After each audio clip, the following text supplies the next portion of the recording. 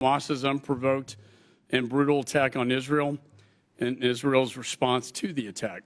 The witnesses will discuss the circumstances surrounding this brutal attack and Israel's response, U.S. support to Israel, and the potential for broader regional conflict and terrorist attacks against U.S. interests. I now recognize myself for an opening statement. On Saturday, October 7th, Israelis woke to rockets raining down on them from Gaza and Hamas terrorists breaking down their doors. They were invaded in their homes, brutally murdering over 1,400 people, including over 30 Americans. Hamas terrorists killed babies and toddlers. They killed grandmothers and grandfathers, moms and dads, teenage kids in their home. No one was spared. Innocent civilians slaughtered because of their ancestry and their faith.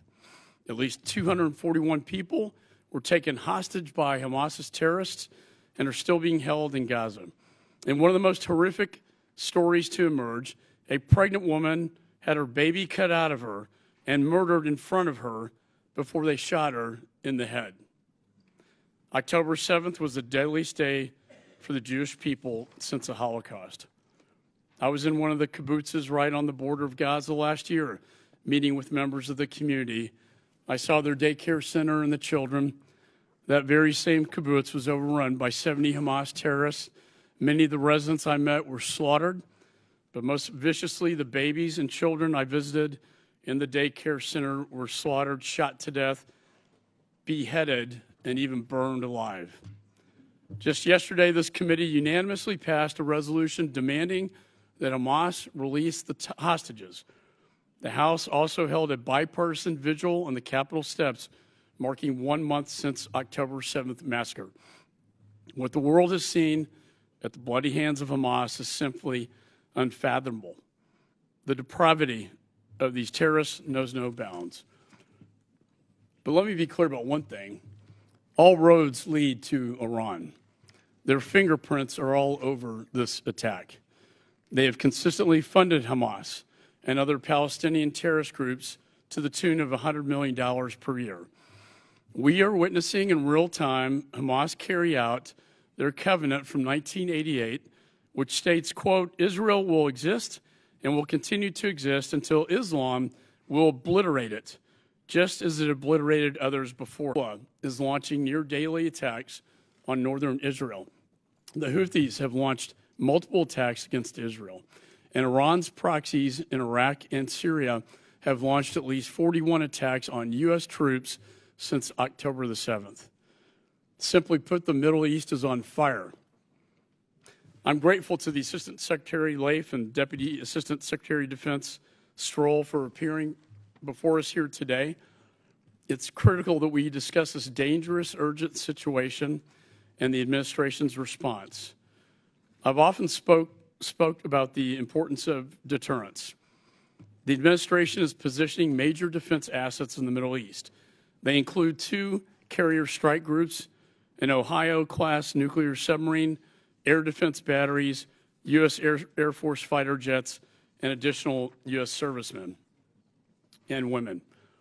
We are also expediting significant arms transfers to Israel so they can defend themselves on every front that is needed. However, deterrence is not only a show of strength, it's not the only show of strength, but the will to use it. Weakness only invites aggression. It is imperative that we continue to project strength and stand united with Israel. Now more than ever, the world is in need of American leadership, and we need it now. And I'd like to thank the witnesses for being here today.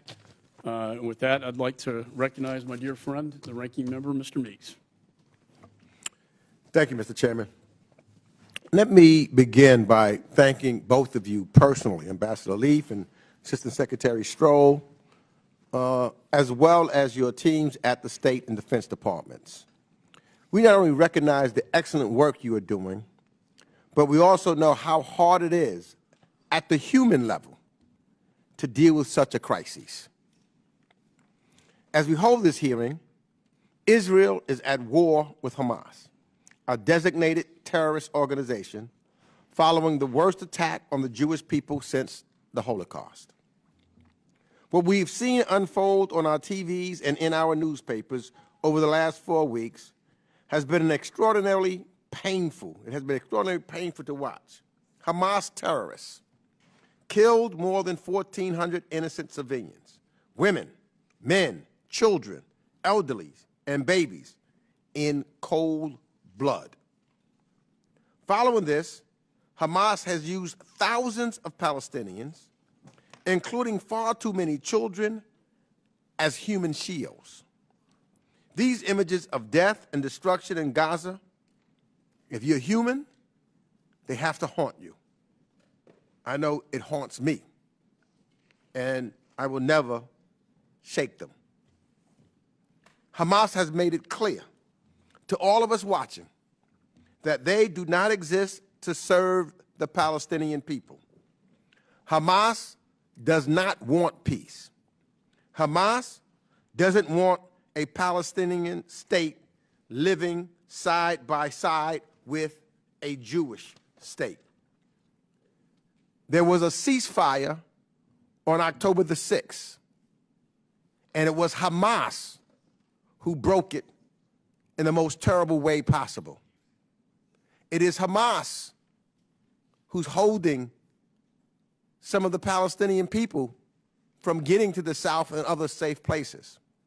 And so I applaud the Biden administration for working to address the humanitarian catastrophe in Gaza brought on by Hamas and their war.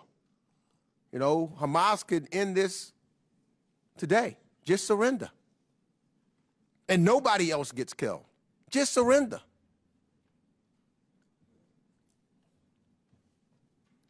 The United States has provided an initial contribution of $100 million and will be providing more upon passage of a comprehensive supplemental bill. We are calling for humanitarian pauses, which would allow humanitarian goods to enter and for civilians to get out of harm's way. And we continue to support the establishment of safe zones where Gazans can seek shelter. We have helped facilitate the movement of life-saving supplies into Gaza through Egypt and are working to increase these deliveries. Ambassador Leaf, I hope you can share with us some additional details about the administration's work to support Gaza's civilians despite the extraordinary challenging conditions. I had hoped also that our body would have taken the matter of funding for Israel and the humanitarian crises unfolding around the world in Gaza with the same seriousness as the administration has, quite frankly. But unfortunately, I don't believe we have. Instead, with the new Speaker, Speaker Johnson, and his leadership, seems to me that last week we played some politics with our national security. Support for funding for Israel, time and again, has been a bipartisan manner that Congress has kept out of politics. And we have given Israel aid without any conditions. It is unfortunate that at this critical time, that has changed. Speaker Johnson brought an Israel-only supplemental to the floor. This supplemental is unprecedented. It conditions aid to Israel on domestic policy objectives and stands no chance of passing through the United States Senate. The United States has an indispensable role to play in the world, and I hope for Israel and our own sake that we don't play politics and don't play political games. We must pass a comprehensive supplemental for Israel. It's also interconnected with what we have to do in Ukraine, interconnected with what we have to do for Taiwan. And I would also include our southern border as soon as possible. These issues are connected and should be free of politics. They are about our national security and America's leadership globally. So I want to conclude by raising an issue that the United States, Israel, and other regional partners must address. What does a successful ground operation in Gaza look like? And who will administer the Gaza Strip if Israel's efforts to remove Hamas is successful? So I'm going to be raising those questions. So in the days, weeks, and months ahead, I know the United States will continue to stand steadfastly with Israel to assure its long-term security. We will also, as President Biden has outlined, remain committed to ensuring that civilians in Gaza have access to safe areas and continue to have access to food, water, medical care, and other assistance without diversions by Hamas. We must also stay keenly focused on working to get U.S. citizens and their immediate family members to exit Gaza safely and bring all of our hostages home. So let me end by just saying thank you once again to our witnesses for being here, and I look forward to hearing from you in a short while. I yield back. Gentleman yields. And let me just say, I too agree we need to move swiftly on a national security aid package that both addresses the threat from Russia to Ukraine and Europe, the threat from Communist China to Taiwan and the Pacific, the threat from the Ayatollah in Iran to Israel by its proxies, and the southwest border, which is the last line of defense to stop these threats from coming in.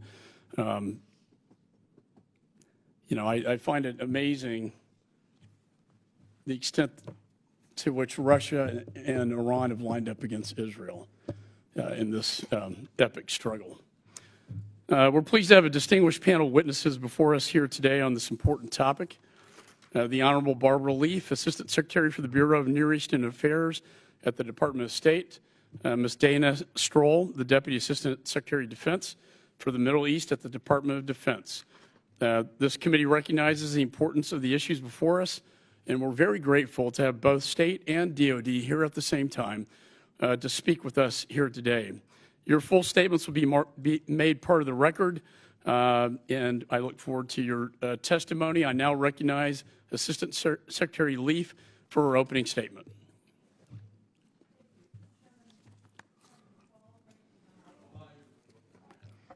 Sorry. Chairman McCall, Ranking Member Meeks, thank you for inviting me to testify today on this important set of issues. While I'm here about Gaza, I want to underscore the urgency of the President's full supplemental assistance requests, including $3.5 billion in FMF for Israel, $200 million in State Department operational funds to meet the needs of embassy security and U.S. citizen services in this crisis, and $10 billion in global humanitarian assistance. I returned Monday from the region from 2 weeks in the region. I joined Secretary Blinken for meetings with our Israeli and Arab partners aimed at demonstrating support for Israel's self-defense, consistent with international humanitarian law, preventing the conflict from spreading, securing release of Hamas's hostages, including American citizens, and addressing the humanitarian crisis in Gaza. The Secretary urged Israeli leaders to work humanitarian pauses into their campaign to allow more critical aid into Gaza, to enable civilians to access aid and move to safer locations, and to further the release of hostages.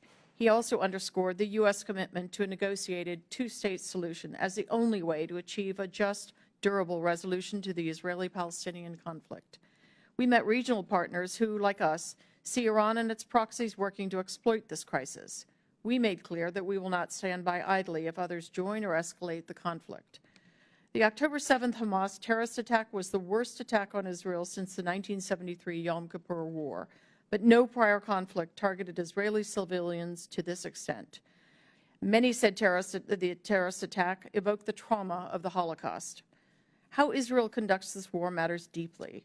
The U.S. stands unequivocally for the protection of civilian lives during conflict. We mourn the thousands of Palestinian civilians killed. Palestinians must not suffer the consequences for Hamas's terrorist acts. As the Secretary said in Israel, there will be no partners for peace if they're consumed by humanitarian catastrophe and alienated by any perceived indifference to their plight. In support of U.S. citizens, the Department has had a task force operating 24/7 to coordinate U.S. government efforts since October 7th to protect them and our diplomatic personnel and facilities. Over 14,000 U.S. citizens and family members have departed Israel, the West Bank, and Gaza since October 7th. Some 1,500 departures were directly facilitated by the U.S. government. Since November 1st, more than 400 U.S. citizens, legal permanent residents, and family members have exited Gaza via the Rafah crossing. Nearly all of our locally employed staff and their families have departed as well. There are about 700 U.S. citizens, legal permanent residents, and family members in Gaza requesting assistance to depart, and we're making every effort to enable their departure. Securing the release of U.S. nationals taken hostage by Hamas is an overriding priority, and we appreciate Qatar's and Egypt's forthright and tireless assistance. The Secretary has also instructed our Special Presidential Envoy for Hostage Affairs, Roger Carstens, to do everything possible to support these efforts. He has the full backing of our embassies in Cairo, Jerusalem, and Doha. To prevent a wider conflict, our message is clear. Iran and its proxies should stay out of the conflict. Secretary Blinken discussed with Palestinian Authority President Mahmoud Abbas the critical role the Palestinian Authority security forces play in preventing conflict in areas under their control in the West Bank, and we've seen serious work in that direction. We have also urged Israel to uphold the rule of law and rein in extremist settler violence against Palestinians in the West Bank. This violence inflames an already explosive security environment. President Biden appointed Ambassador David Satterfield, one of our most seasoned career diplomats, to address the humanitarian crisis in Gaza. As a result of U.S. leadership, Rafah is open, and over 560 truckloads of life-saving supplies have entered Gaza. They're hardly sufficient, but it is a work in progress. We've urged Israel to restore access to electricity and water and allow sufficient levels of fuel for desalination, distribution of humanitarian goods, wastewater treatment, medical care, and basic activities for civilians. Our partners are scrutinizing our response, as are our strategic competitors. After years of false narratives claiming the U.S. is abandoning the region, we are demonstrating we will stand resolutely by our ally and our partners. As others offer hollow statements, the U.S. conducts hard-nosed diplomacy, finding solutions. But we must be clear-eyed about what lies ahead. The Secretary heard from our regional partners that their imperative is the immediate protection of Palestinian civilians, thus the unstinting calls for a ceasefire. They fear the irreparable displacement of the Palestinian people in this crisis. They want to know how much political capital the U.S. is willing to invest towards a two-state solution, and they want U.S. leadership. I close by thanking this committee for your continued support. The Biden administration is poised to work with you to hold Hamas accountable, to prevent the widening of the conflict, to protect civilians. We cannot return to the environment before October 7th for either Israel or the Palestinians. I look forward to your questions. Recognize Deputy Assistant Secretary Stroll for her opening statement. Chairman McCall, Ranking Member Meeks, distinguished members of the committee, thank you for inviting me to testify today alongside Assistant Secretary Leaf. The Department's commitment to Israel's right to defend itself from terrorism is ironclad. We mourn the Israelis, Americans, and citizens of countries around the world who were murdered by Hamas on October 7th. We also mourn the thousands of Palestinian civilians who have died during this conflict. The Department of Defense has organized our efforts along the following lines. First, protecting American forces and interests in the region. Second, supporting Israel's right to defend itself, consistent with international humanitarian law. Third, coordinating closely with Israel on hostage recovery efforts. And fourth, containing the conflict to Gaza. The volume of disinformation and misinformation perpetuating false narratives about this conflict is deeply troubling. The Department of State designated Hamas a foreign terrorist organization in 1997. Hamas is responsible for the abhorrent terrorist attack in Israel, and Israel is executing military operations to ensure that Hamas is never again able to perpetuate a terrorist attack like it did in October. Hamas is using civilians as human shields, blocking the delivery of humanitarian aid, and while having released 4 hostages, continues to hold at least 200 civilians, including Americans. Palestinian civilians are not terrorists, must have immediate access to life-saving humanitarian aid, and deserve to live in peace, security, and dignity in a state of their own. As the Department of Defense works along the 4 lines of effort I articulated, Iran-backed militia groups are attacking U.S. forces. Since October 17th, U.S. bases and facilities in Iraq and Syria have been attacked 41 times. On October 26, at President Biden's direction, U.S. forces conducted precision self-defense strikes on facilities in eastern Syria used and operated by Iran's Islamic Revolutionary Guard Corps, IRGC, and its affiliates. We will not hesitate to take further necessary measures to protect our people. To underscore, in response to a pattern of Iranian and Iran-backed attacks against U.S. personnel and facilities in Iraq and Syria, and the continuing threat of future such attacks, the United States has taken, and as necessary, will continue to take military action against the IRGC and its affiliates. This includes the use of force against IRGC and IRGC-affiliated personnel and facilities in the U.S. Central Command area of responsibility, with the intention to convince the Iranians to de-escalate threats against the United States, our interests, and our people. Current U.S. posture in the Middle East is significant, and DoD has demonstrated its ability to rapidly project additional power into the theater. Since October 7th, we have deployed THAAD and Patriot missile defense systems, additional fighter squadrons, 2 carrier strike groups, and an Ohio-class nuclear-powered guided missile submarine. We also placed over 2,000 personnel and a range of units on a heightened state of readiness, some of which subsequently deployed. These deployments demonstrate our commitment to Israel's security, to regional stability, and to deterring those who seek to widen this conflict. It also bolsters the department's ability to respond quickly to the evolving security environment. With respect to supporting Israel, we are working around the clock to determine which munitions and equipment from U.S. inventory can quickly be made available. Air defense is a high priority, as are medical supplies, artillery ammunition, and precision-guided munitions. Deliveries are taking place on a near-daily basis. With respect to supporting the release of hostages held by Hamas, the department sent U.S. military personnel to Israel to provide advice and intelligence support. We are also conducting unarmed UAV flights over Gaza only to support hostage recovery. Finally, the Department of Defense is acutely focused on the importance of obligations related to civilian protection. Under the law of war, all parties to armed conflict must comply with rules for the protection of civilians. In this war, protecting and supporting civilians is difficult for a range of reasons, including the fact that it is happening in a densely populated urban environment, that Hamas is using civilians as human shields, and because Hamas placed rockets and weapons in civilian areas while digging terror tunnels underneath civilian infrastructure and protected sites like schools and hospitals. We make clear to Israel every day that efforts to mitigate and respond to civilian harm are both a moral and strategic imperative.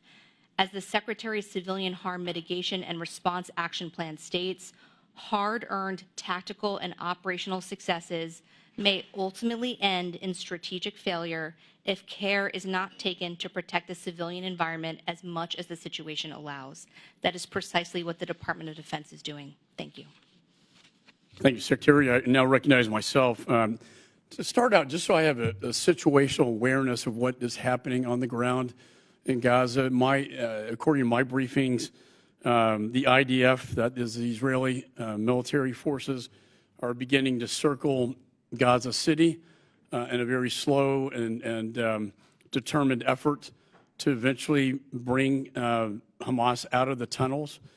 And that a barrier or a blocking position is being built in the center of Gaza, a very narrow strip, to then eventually turn southern Gaza into a humanitarian zone. The Rafah gate is open. About 100 trucks are going in with food, water, and medicine. And Israel's providing the fuel because the fuel can be used by Hamas to light up their tunnels. We don't want them to do that. We want the fuel to be used for the hospitals. Is that a fair and accurate assessment?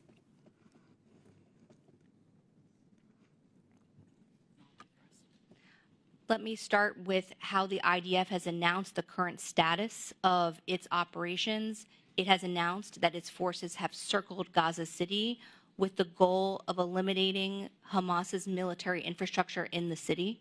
The IDF has also announced its intentions to create a humanitarian corridor for the safe evacuation of Palestinian civilians from northern Gaza to southern Gaza. There have also been plenty of reports about Hamas blocking the safe evacuation of civilians. Chairman McCall, there are a couple of refinements I'll offer to your comments about Rafah Gate and trucks and fuel. So I cannot stress how extraordinarily complex the operating environment is in that area of Rafah Gate. There is what they call the de facto authority, i.e. Hamas, on the other side. It's been a conflict zone at various points. We have, through Ambassador Satterfield and his team, through the efforts of our mission in Cairo, Jerusalem, and then, of course, people back here making calls, have been in a strenuous effort to keep Rafah Gate open. But the Egyptians have had a recognizably high degree of concern about insecurity there, given the parlous conditions on the other side. So it's been an open and closing sort of situation. No, I know they've had quite a history, Egypt. Yes, yes. Gaza. Let me turn Secretary Stroll to these attacks on our soldiers and our troops in Syria and Iraq.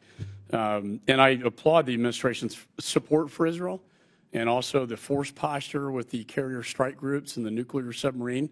I am concerned that it took a while to respond, though. There have been 19 attacks. There's only one response, and it was after 19 attacks, I should say. So it took us, we had to wait until almost 20 attacks took place before we even came in to respond to protect our troops there. And since that time, there have been 20 more attacks. What are we doing to protect our troops in the region? Thank you for that question, Mr. Chairman. First of all, U.S. military strikes are not the only effort that the U.S. government is putting forward, both to deter further attacks and address the current attacks against us. That is why we increased posture and messaged very loudly about the capabilities that the U.S. military has projected into the region in less than 1 month. Number two, we are working in full partnership with the State Department diplomatically through every possible channel to pass messages about our desire not to see regional conflict, to de-escalate, that we are focused on supporting Israel, but do not seek either state or non-state actors to widen this conflict. And we have made it explicit to our partners who can pass messages to state and non-state actors. Thank you. My time's running. Listen, I agree. Deterrence is going to be the key here to prevent escalation. We do not want to see Hezbollah get any more engaged than they already are with 100,000 rockets. We don't want to see that light up. And Iran, is basically they're tentacles of Iran, essentially. I want to turn to the human shield because I don't think a lot of people understand. They look at the TV and they see these innocent civilians, and it breaks our heart to see human beings, in such circumstances. But if you could explain, perhaps to me and the committee and those behind you, what Hamas does to endanger innocent civilians by using them and our hostages as human shields. For instance, there is the hospital known as Al-Shifa, that has gotten a lot of attention lately. However, as I understand it, Hamas has a terrorist infrastructure located in the hospital itself and underneath in the tunnels, putting innocent civilians in jeopardy and at risk, and the hostages as well. Would you comment on that? The rules of international humanitarian law are clear. They apply to the Israel Defense Forces. They also apply to Hamas. One cannot deliberately target civilians or civilian objects. One cannot use civilians as human shields. Attacks cannot be indiscriminate. One cannot rape, torture, or mutilate. One cannot take hostages, and attacks cannot cause excessive loss of civilian life or damage to civilian objects in relation to their military advantage are prohibited. There is documented evidence. There is plenty of images out there. Some of it, Hamas has put out itself to praise its use of terror tunnels, its obfuscation of weapons and rockets inside civilian structures, including hospitals, mosques, and schools. And my question to the two of you last very quickly. would you say that Hamas is then, according to your testimony, in violation of international humanitarian law? Mr. Chairman, yes. Secretary? Absolutely. Would you say that Hamas is also guilty of war crimes and genocide? Yes. Yeah. Yes. I would caution those participating to not shout out. We appreciate peaceful protests, but we want to keep it peaceful. With that, Chair recognizes Ranking Member Mr. Meeks. Thank you, Mr. Chair, and I want to thank you for that last explanation, because I think that's something that does need to be clear in regards to who Hamas is. May will come to order. 10,000 civilians have been killed. Nobody's trying to prevent civilians from being killed in Gaza. It's a genocide. It's slaughter. It's slaughter. It's genocide. It's ethnic cleansing. That's the truth. Call it what it is. Call it by its name. The Chair reminds our guests. It's ethnic cleansing. You're slaughtering Gaza. The Chair reminds our guests today that demonstrations from the audience will not be tolerated, including verbal outbursts, and we again appreciate your right to protest under the Constitution, but we would ask that you do that peacefully and in a style that does not disrupt the proceedings. Thank you. Mr. Meeks. Thank you again, Mr. Chairman, because we know that what's going on in the death started when it was Hamas who violated a ceasefire. It was Hamas that committed these heinous acts. And it is Hamas who have stated that these deaths, it's good for them as far as martyrdom, because they will never stop until they destroy Israel.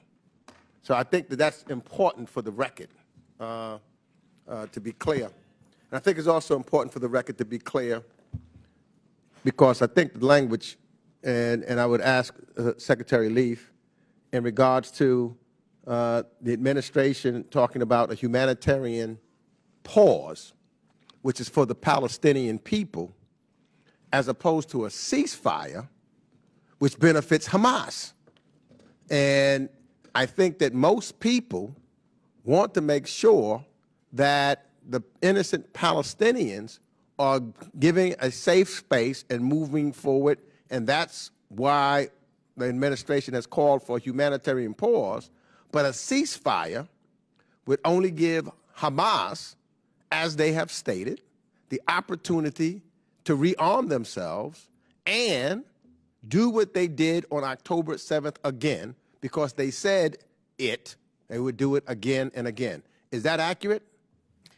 Ranking Member, that is accurate. If you would permit, I'll elaborate a bit. When the Secretary came out on his visit to the region last week and met with Israeli leaders, at the President's request, he put on the table what we believe is a timeliness for humanitarian pauses. And I do stress pauses, because these should be embedded into current operations, and they can be. And those will allow civilians to move out of harm's way.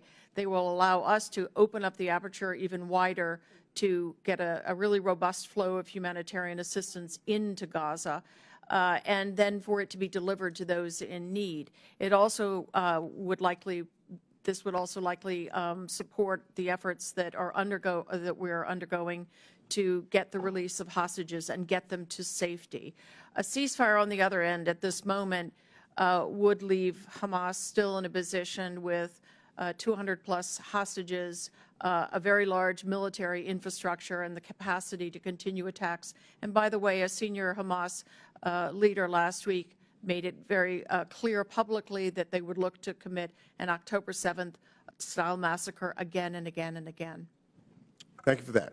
So let me move to a different place, because I believe also there needs to be a plan in place to ensure that once Israel's military operation against Hamas has concluded, that there will be an entity in place credible to the Gazans who can administer Gaza and provide basic security. And I know that Secretary Blinken has indicated that he thought that the Palestinian Authority might be the appropriate entity. So I want to ask you that question. What is your view on the Palestinian Authority as an appropriate entity to assume control of Gaza in the future? And as well as that, I've talked to a number of others in the region, Saudi Arabia, UAE, et cetera. What can our Arab states do to assist in stabilizing and administering a Gaza in the immediate period following Hamas's removal from power? So to your first question, Ranking Member, the Palestinian Authority, as we all know, is the only Palestinian government that has come out of the Oslo Accords. It is, whatever its shortcomings, is the government for the Palestinians in the West Bank. We do believe that ultimately Palestinian voices and aspirations have to be at the centerpiece of post-conflict governance and security in Gaza. We are looking at all of these questions right now. We would like to begin those discussions sooner rather than later. I would say our Arab partners, on the one hand, as we heard from them last weekend in Amman, are very focused on the here and now. They're very focused on the issues of the humanitarian crisis, and they're focused on obtaining a ceasefire. We are doing both things. We're focused on the here and now, but we're also looking over the hill past the conflict and what needs to come. And I'm quite confident that we will find support in our common efforts. But I want to stress that we do think the PA is the appropriate place to look for governance eventually. My time has expired, so I yield back. Gentleman yields. Chair recognizes Mr. Smith. Thank you very much, Mr. Chairman. Let me, Secretary Stroll, you had indicated or talked about false narratives, and I think that's a very important subject to speak about. Nowhere is that more in evidence than at the United Nations, both in Geneva as well as in New York. I chaired a hearing earlier today called United Nations Bigotry Towards Israel, UNRWA, Anti-Semitism Poisons Palestinian Youth. And we did put a focus on how young people are being trained up to hate Jews, to hate Israel, and to hate us in those UNRWA camps. And we have provided, under the Biden administration, about $1 billion towards UNRWA and the entire operation. So I'm very, very concerned, as are the members of my committee when we met earlier today. The false narratives, though, we brought out one particular one. It's one of many. Francesca Albanese, who's the High Commissioner for Human Rights Special Rapporteur for Palestinian Territories, said that Israel has no right to defend itself. And she makes a bogus legal argument that somehow Article 51 does not apply and that they can't defend themselves. That kind of narrative, and there are many others like it, but she's one of the point people on this. Your thoughts on that? Secondly, if I could, is Gaza the harbinger of what a two-state solution would look like? I was on the White House lawn when Bill Clinton famously had both leaders of the PLO as well as Israel on that lawn. We were all hopeful that Oslo would lead to a positive, peaceful outcome. And yet we see a de facto two-state in Gaza. And what are they doing? I've read the Hamas Charter of 1988 many times. It calls for killing every Jew, and it also calls for the end of Israel, eviscerating the entire nation. Your thoughts on that? Because I think while the two-state solution seemed to have merit, we all hoped, it seems to be something that has been profoundly discredited in modern times, especially now by Gaza. Congressman, thank you for your question. You know, if we go back in time to the events in Gaza in 2006, 2007, Hamas essentially undertook a violent coup and took over and has run by brutal fiat ever since. So those 2 million plus Palestinians have really had no vote in the matter, certainly not since 2006. That would hardly qualify as a state in by anybody's reckoning.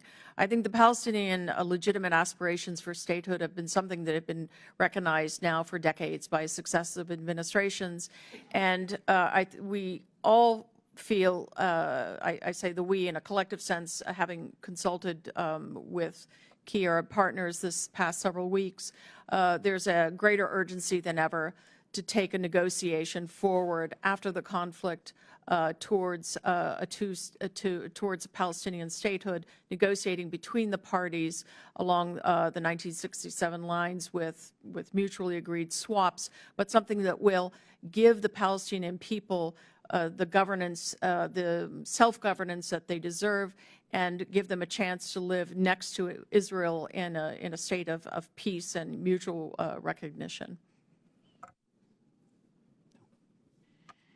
With respect to both UNRWA and the two-state solution, what the position of the Department of Defense, first of all, is to support our colleagues at the Department of State. There's a difference between Hamas, a U.S.-designated foreign terrorist organization, and the Palestinian people, who absolutely deserve a state of their own, which would enable Israelis to live in a secure state, as well as for Palestinians. It is an area that we are constantly engaged in with our colleagues in the Israeli Ministry of Defense and the Israel Defense Forces. Could I just ask you with regards to Francesca Albanese as one example? Again, she's the special rapporteur. She should be fired. When you say there, and I've gone over her other statements that have been made for quite a long time, and there are many others like her, particularly in the Human Rights Council realm, who are just totally, unambiguously anti-Semitic. Well, I mean, the statements, as you've described, I mean, certainly are unacceptable from the U.S. perspective. If I could go back to UNRWA, Congressman, look, this has been a years-long effort, and it's something that we continue to apply ourselves to clear out, to bring to the attention of UNRWA, to clear out anti-Semitic or any other sort of incitement language in education materials.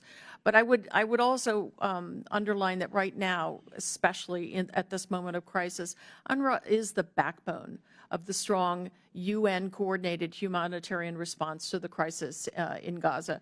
And in any post-conflict setting, it will serve that purpose again. I'm out of time, but the Yes. textbooks and all the rest is all done by the PA. It's not done by the UN or us. Yep. We're the major contributor. Gentleman yields. Chair recognizes Mr. Sherman. The gentleman from New Jersey is correct as to the special rapporteur, and we have sent a letter, and perhaps we should send another one urging for her dismissal. From the river to the sea, people should know what that means. It means kill or expel every Jew between the Jordan River and the Mediterranean Sea. A second Holocaust. Now, we had a ceasefire on October 6th. Hamas's forces exploded out and killed 1,400 people, took 240 roughly hostages. Now, their fighters could have stayed in Israel and fought. Instead, they quickly retreated behind their human shields. Now, we hear those calling for a ceasefire. Hamas has declared that they want a ceasefire, and has declared what they would do with a ceasefire. They would regroup, and these are the words of just a few days ago of a senior member of their Politburo, and then they would do another October 7th, and another after that, and 2 and 3 and 4 times until Israel is destroyed. So those who delight in the 1,400 Israeli deaths and the butchered babies and the raped women, of course, join that call for a regroup ceasefire and a chance to do October 7 2, 3, 4, 5 times. Now, in any war, a country has got to weigh achieving its military objectives, avoiding casualties of its own forces, and minimizing civilian casualties on the other side. Israel has gone beyond the United States and any other country in every way to sacrifice its own soldiers, to sacrifice or delay its military objectives in order to avoid civilian casualties. When in our bombing of North Vietnam or Germany or Japan did we ever warn civilians or anyone else and give up the possible surprise? When did we provide food shipments to Nazi Germany or Japan or North Vietnam? In fact, it was a British and American blockade of Germany and Austro-Hungary that pretty much led to their defeat, a food blockade. When did we ever provide fuel shipments to Japan or Germany or North Vietnam? In fact, we bombed and destroyed every fuel facility we could. Yet Israel warns. Israel facilitates food, and America, its ally, pays for that food. And Israel is allowing fuel in spite of the fact that Hamas stockpiles it. I have the obscure honor of being the only CPA on this committee, and so I've focused a little bit on casualty statistics. Even if you accept Hamas casualty statistics as being honest, if a Hamas fighter who happens to be 17 gets blown up by his own rocket while trying to kill Israeli civilians with it, they count that as a child casualty for which Israel should be held responsible. If a rocket falls, as 1/3 of them do, onto Gaza and explodes, as it did at that famous hospital, they try to hold Israel responsible. And if Israel kills a Hamas commander, that death is included along the deaths that we are now told are the civilian casualties. Ms. Assistant Secretary, we hear calls for a ceasefire. Is there any proof that if a ceasefire were declared today, that all the hostages would be released tomorrow or immediately? No, Congressman, there's not. There's no guarantee. Now, Israeli officials are doing a lot to minimize civilian casualties. They provide the warnings. We've seen several humanitarian pauses, basically a permanent pause around the Rafah gate. Can you describe in other ways how IDF has reduced civilian casualties? Or perhaps the Deputy Assistant Secretary. Let me start by adding even more details to your outline of what Israel does to prioritize protection of civilians. They have dropped 1.5 million leaflets in Gaza asking civilians to evacuate. They have sent over hundreds of thousands of text messages and made phone calls to cell phones warning of their If I can interrupt, did we ever provide leaflets over Hanoi? To my knowledge, no. I'm older, I remember. Go ahead. We know that Israel, in our conversations with the Israel Defense Forces, they have made very clear that they assess collateral damage estimates before they take strikes. They have legal reviews through their chain of command, and when there are incidents of civilian harm, they investigate them after. Thank you. Gentleman yields, or I now recognize Ms. Wagner. I thank the chairman, and I thank our witnesses for their service. The United States, Israel, and our many partners in the Middle East share a common enemy, Iran. Iran and the terrorist puppets that do its bidding. We cannot waver in our support for Israel and our opposition to Iran, Hamas, and other terrorist proxies. It is the only path to peace in the Middle East. Assistant Secretary Leaf, does Iran have the military capacity and intent to escalate this war, including by supporting Hezbollah or the Houthis in the opening and in opening additional fronts, I'll say? And how is the U.S. communicating that escalation would be unacceptably costly for Iran and its terrorist proxies? Thank you, Congresswoman. Yes, I would say Iran certainly has the capabilities in the sense of the architecture of proxies that you've just described, from Hamas, Hezbollah to the myriad Iraqi militias, the Houthi. It certainly has the capacity to escalate. I would say over the course of 4 weeks, we have been in a very steady, relentless state of messaging, of course, use of our force posture adjustments, increases, messaging directly and through other parties on a constant, relentless basis. And I think while there has been escalatory at times, sort of tit for tat, but escalatory on the part of Hezbollah, tit for tat at the northern border of Israel, we have seen success so far in keeping that escalation capped. Deputy Assistant Secretary Stroll, last week a Wall Street Journal article reported that the Wagner Group, Russia's paramilitary arm, plans to provide an air defense system to Hezbollah. specifically the Russian SA-22, with concerns that Hezbollah may open up a northern front against Israel, knowing the capacity that they have and the number of rockets that they have.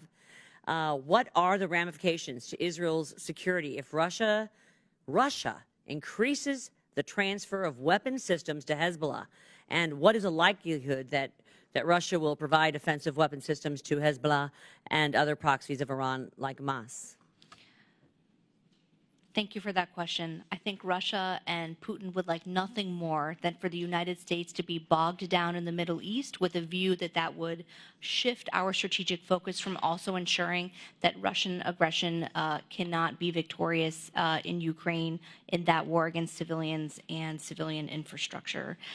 Secondly, we have been warning for some time now about the implications for regional security and stability of deepening Russian-Iranian military cooperation across the board, and that would certainly include whatever Russia might be contemplating providing to Hezbollah. I don't know if we need to move to a classified setting at some point in time, but discussing Russia's potential movement of an air defense system to Hezbollah equal to the SA-22, I consider that a huge escalation, and I'd like to perhaps in another setting have more information on it. It would be a huge escalation. It would be hugely jeopardizing to Israel's security, especially when we have worked so hard to prevent the opening of a second front, and would be more than happy to provide you additional information in a closed session. I appreciate that. Assistant Secretary Leif, I am gravely concerned that Iran and Iranian proxies are using the Israel-Hamas war to undermine the Abraham Accords.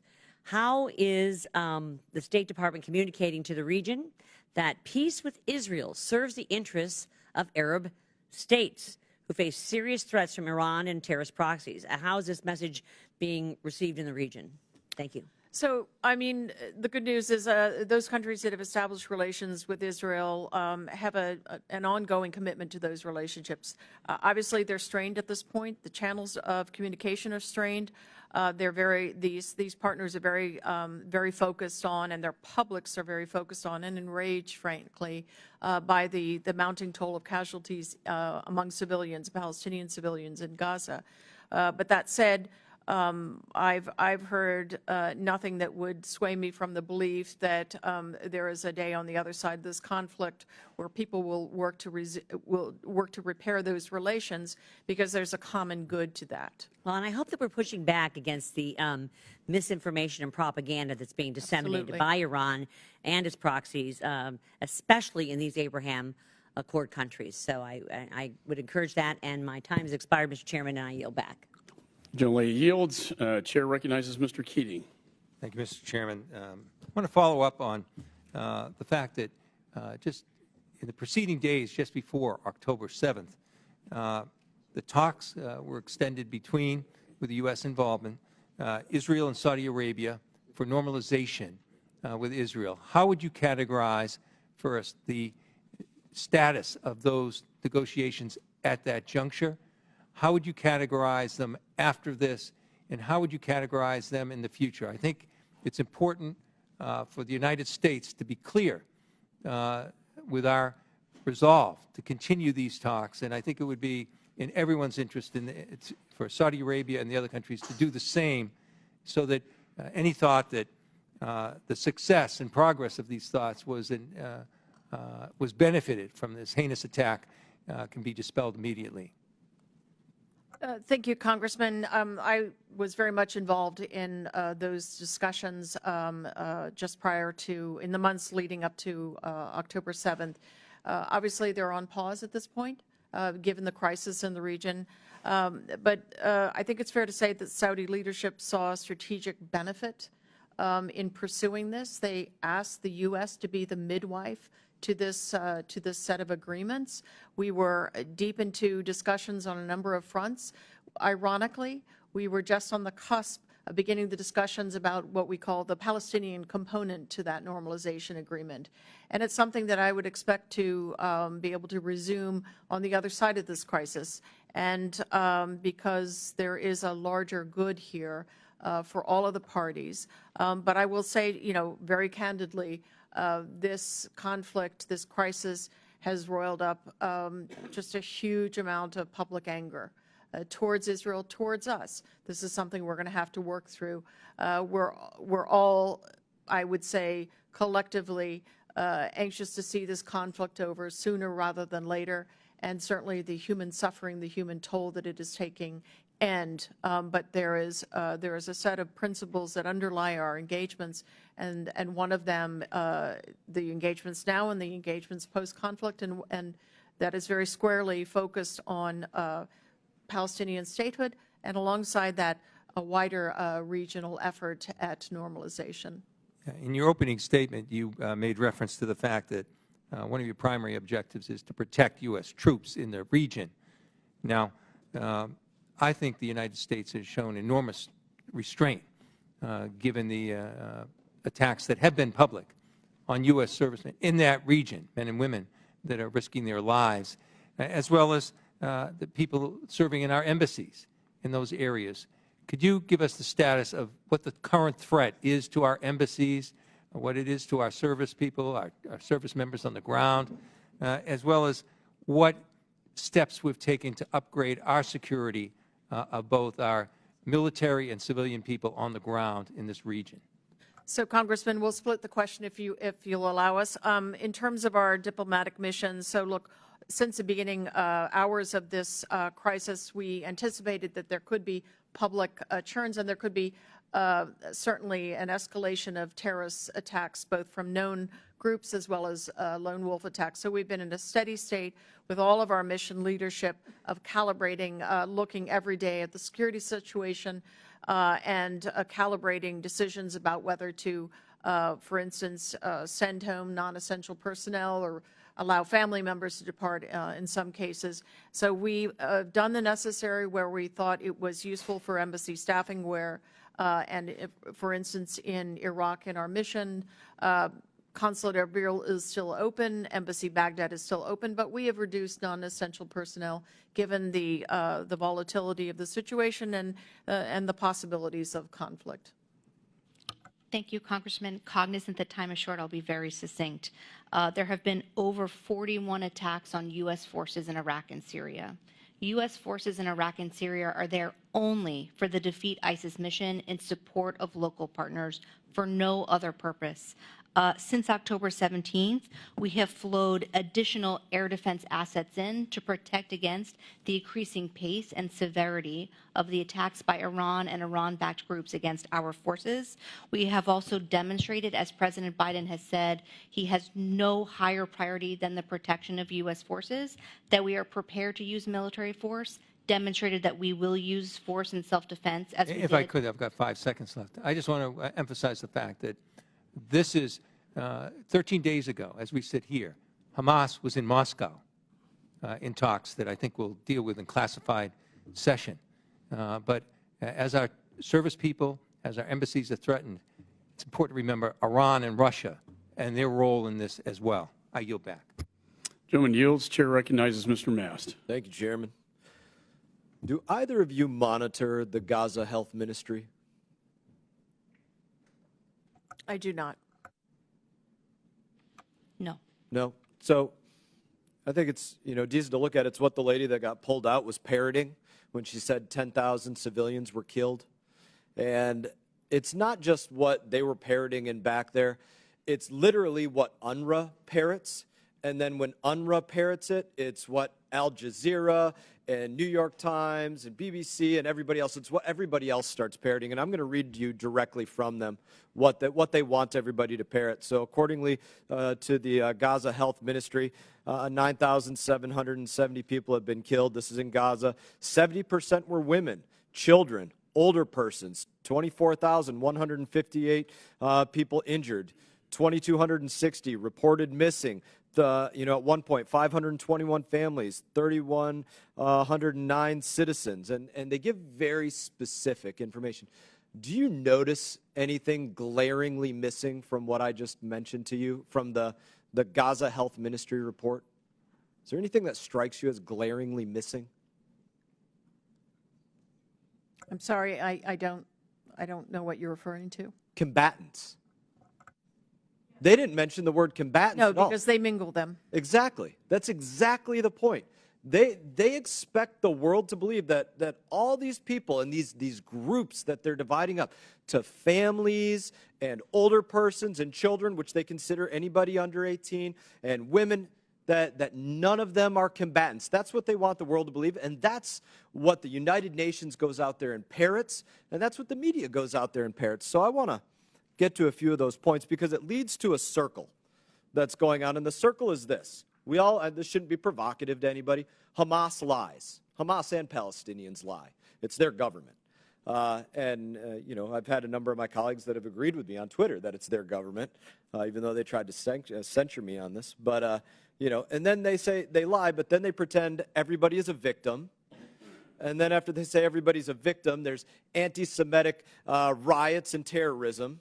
And then after that happens, then there's people, members and others, that call for ceasefires in another country and things like this. So I want to ask a few questions on that. Are all combatants men in this war?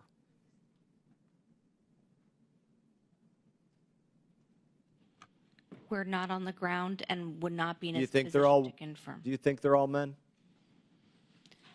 You're in DOD. You monitored Iraq and Afghanistan. Are all combatants men?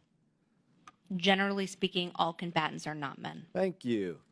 Are they all over the age of 18?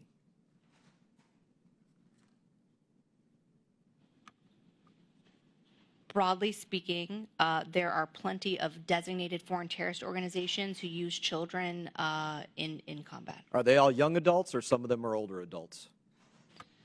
Congressman, I'm not a lawyer. Okay. Are they all in Gaza? Are all combatants Hamas? No. Are they only individuals that wear black hoods and green headbands? Hamas, just like any terrorist organization, Not certainly just Hamas. other organizations like Palestinian Islamic Jihad also, I'm sure, don't only parade in the streets in identifiable uniforms. That's right, and it's not just Hamas, like you just mentioned. Now, when I brought this up, which I think is very important to bring up, to identify who's innocent and not innocent, of which I absolutely acknowledge there are innocent people there, even though, again, that has been stripped from me from comments from my colleagues.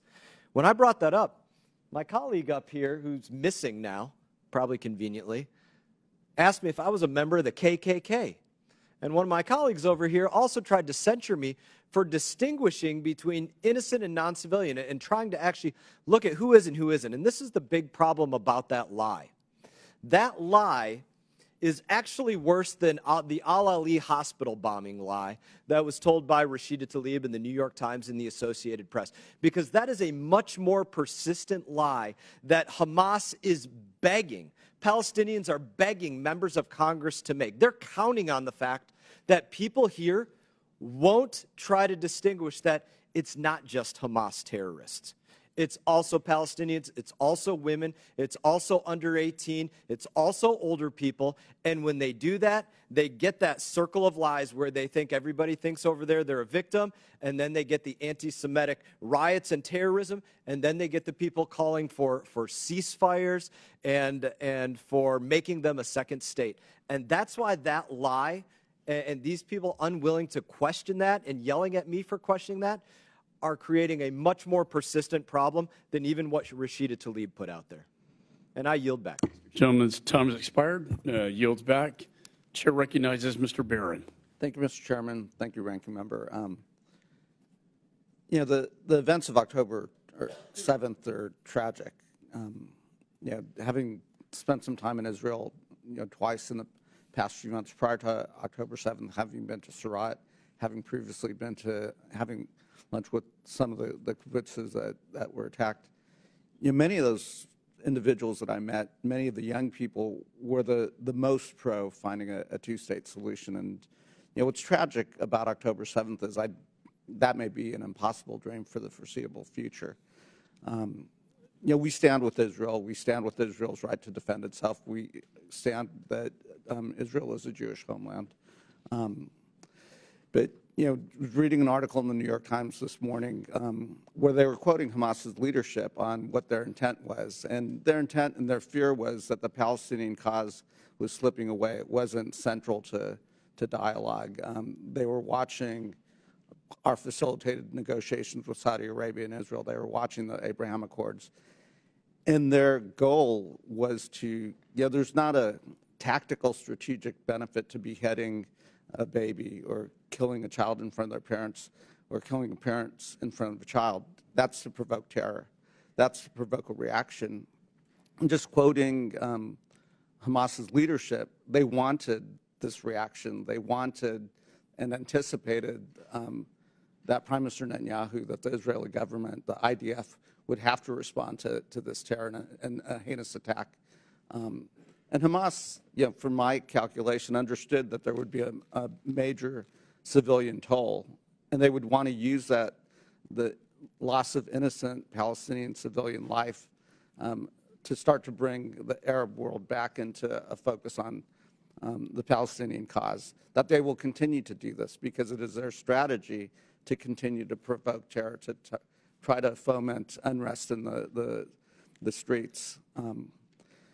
And I do worry that Prime Minister Netanyahu's response is exactly what what Hamas wants them to do, which is now also isolating Israel, and the world is creating anti-Semitic attacks on our college campuses around the world. And again, this is not talking about a ceasefire. This is a war between Israel and Hamas. We support Israel's right and actually will work with them to decapitate Hamas, erode Hamas's ability to ever perpetrate an attack like this again.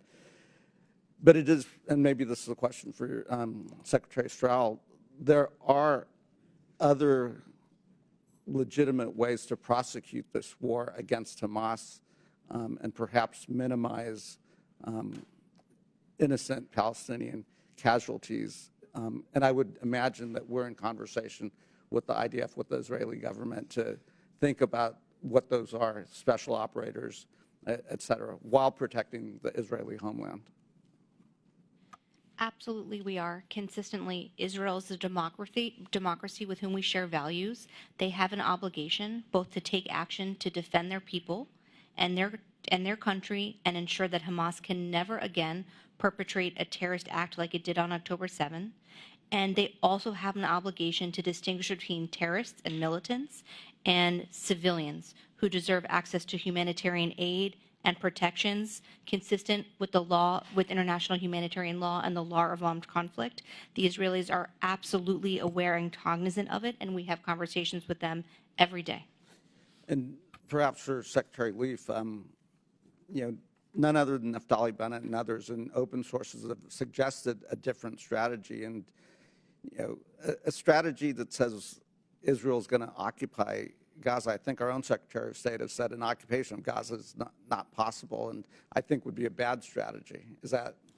Yeah, Congressman, in fact, I'd love to quote a few things that Secretary Blinken said today in Tokyo at the G7 ministerial, because it gets to a number of points that you've made. He said the only way to ensure that this crisis never happens again is to begin setting the conditions for durable peace and security, and to frame our diplomatic efforts now with that in mind. The United States believes key elements should include no forcible displacement of Palestinians from Gaza, not now, not after the war. No use of Gaza as a platform for terrorism or other violent attacks. No reoccupation of Gaza after the conflict ends. No attempt to blockade or besiege Gaza. No reduction in the territory of Gaza. And I would add to that a few affirmative principles that I know the Secretary feels very strongly about and that inform our approach now, and they will certainly inform our approach after, which is that, as I said earlier, Palestinian people have to be at the center of post-conflict governance. The West Bank and Gaza must ultimately be treated as a common polity, if you will. We have to look to rebuild a road that's long been missing towards negotiations for the Palestinians, because what we've seen, and you touched on it in your opening remarks, is a real weaponization of an unresolved issue an unresolved legitimate aspiration for statehood. It's been weaponized by Hamas, and Hamas has an ultimately dark and nihilistic sort of a savage kind of vision for that cause, and it is not one that, frankly, most Palestinians align with. But Hamas and other members of Iran's so-called axis of resistance are very much desirous of weaponizing that issue, and so we must take it away from them, frankly. The gentleman's time has expired. Chair recognizes Mr. Wilson. Thank you, Mr. Chairman. And Assistant Secretaries, your service of State and Defense has never been more important. It's really bipartisan. We want you to be successful. We want the President to be successful. It's critical for American families that you be successful. I'm very grateful with the leadership of Chairman Mike McCall, the Ranking Member Greg Meeks. It is bipartisan that we want you to succeed. But it's so critical because, indeed, I believe the Washington Post is correct last week when they cited that American families are at greater risk today of another 9/11 mass murder than ever. And so we've just got to be together and get these issues addressed. And to me, it's perfectly sadly clear that we're in a war we did not choose, of dictators with rule of gun invading democracies with rule of law. And it's an axis of evil. It began with the war criminal Putin when he conducted mass murder on February 24, 2022, invading Ukraine. It then, on October 7th, we know the massacre by the Iranian puppets who came in to massacre the people of Israel. Just so clear, so sad. And we also know the Chinese Communist Party has indicated that Taiwan, 24 million people, do not exist. We've just got to be working together, and I am just so concerned that all of this leads to death to Israel, death to America. Being American families. And then, indeed, Madam Secretary, when you mentioned about Hamas and their perverted view of the world, indeed, American families and also civilization should know that the Hamas Covenant of August 18, 1988, in the midst of insane provisions is Article 7, quote, "The day of judgment will not come about until Muslims kill Jews, fight Jews, and kill them. Then the Jews will hide behind rocks and trees, and the rocks and trees will cry out, 'O Muslim, there's a Jew hiding behind me. Come and kill him.'" End of quote. It should not be ignored. There were people carrying signs here in Washington on Saturday and Sunday about trees and rocks. This is what it is, killing Jews. With that in mind, it's also, again, bipartisan. Congressman Keating, I appreciate what he stated, and that is that we've had U.S. forces come under fire in Iraq and Syria more than 40 times from the Iranian puppet forces. Dozens of Americans have been reported injured in these attacks. Sadly, to me, it's been concealed from the American people how serious this is. The U.S. has responded militarily just one time, attacking apparently an empty warehouse. With the technology we have today, Secretary Stroll, we should be able to identify the location of the launching sites, and they should be responded to immediately and not discussed or whatever. We've got the technology. We need. Why are we not acting to protect the American people? Thank you, Congressman, for your question. President Biden has been clear that he has directed self-defense strikes in protection of our forces and will do so again. There is no higher priority. It is quite clear that Iran and its proxy groups are escalating against U.S. forces in Iraq and Syria, and we have a range of options at our disposal to defend ourselves. And indeed, I have a staff person in the region. I'm so concerned, and all of us have family members. My 4 sons have served in Iraq, Egypt, and Afghanistan. The thought of it's good that we're providing air defense capability, but we should be going after the launch sites. They can be identified. That's just with the technology we have today. To me, it's inexcusable. Why are we not going after identifying and going after the launch sites? Congressman, I can't speak to every specific operational decision. I'd be happy to brief you more in a closed session, but I will also say that Iran and its proxy groups disguise many of its warehouses, depots, and launch sites in areas that have civilians around, and so the U.S. military takes precautions and assess how we're going to respond based on proportionality, necessity, and distinction. And hey, for years, anytime there would be an attack by Hezbollah, Hamas, or Houthis, the American media covers the Iranian response, Israeli response, not the attack.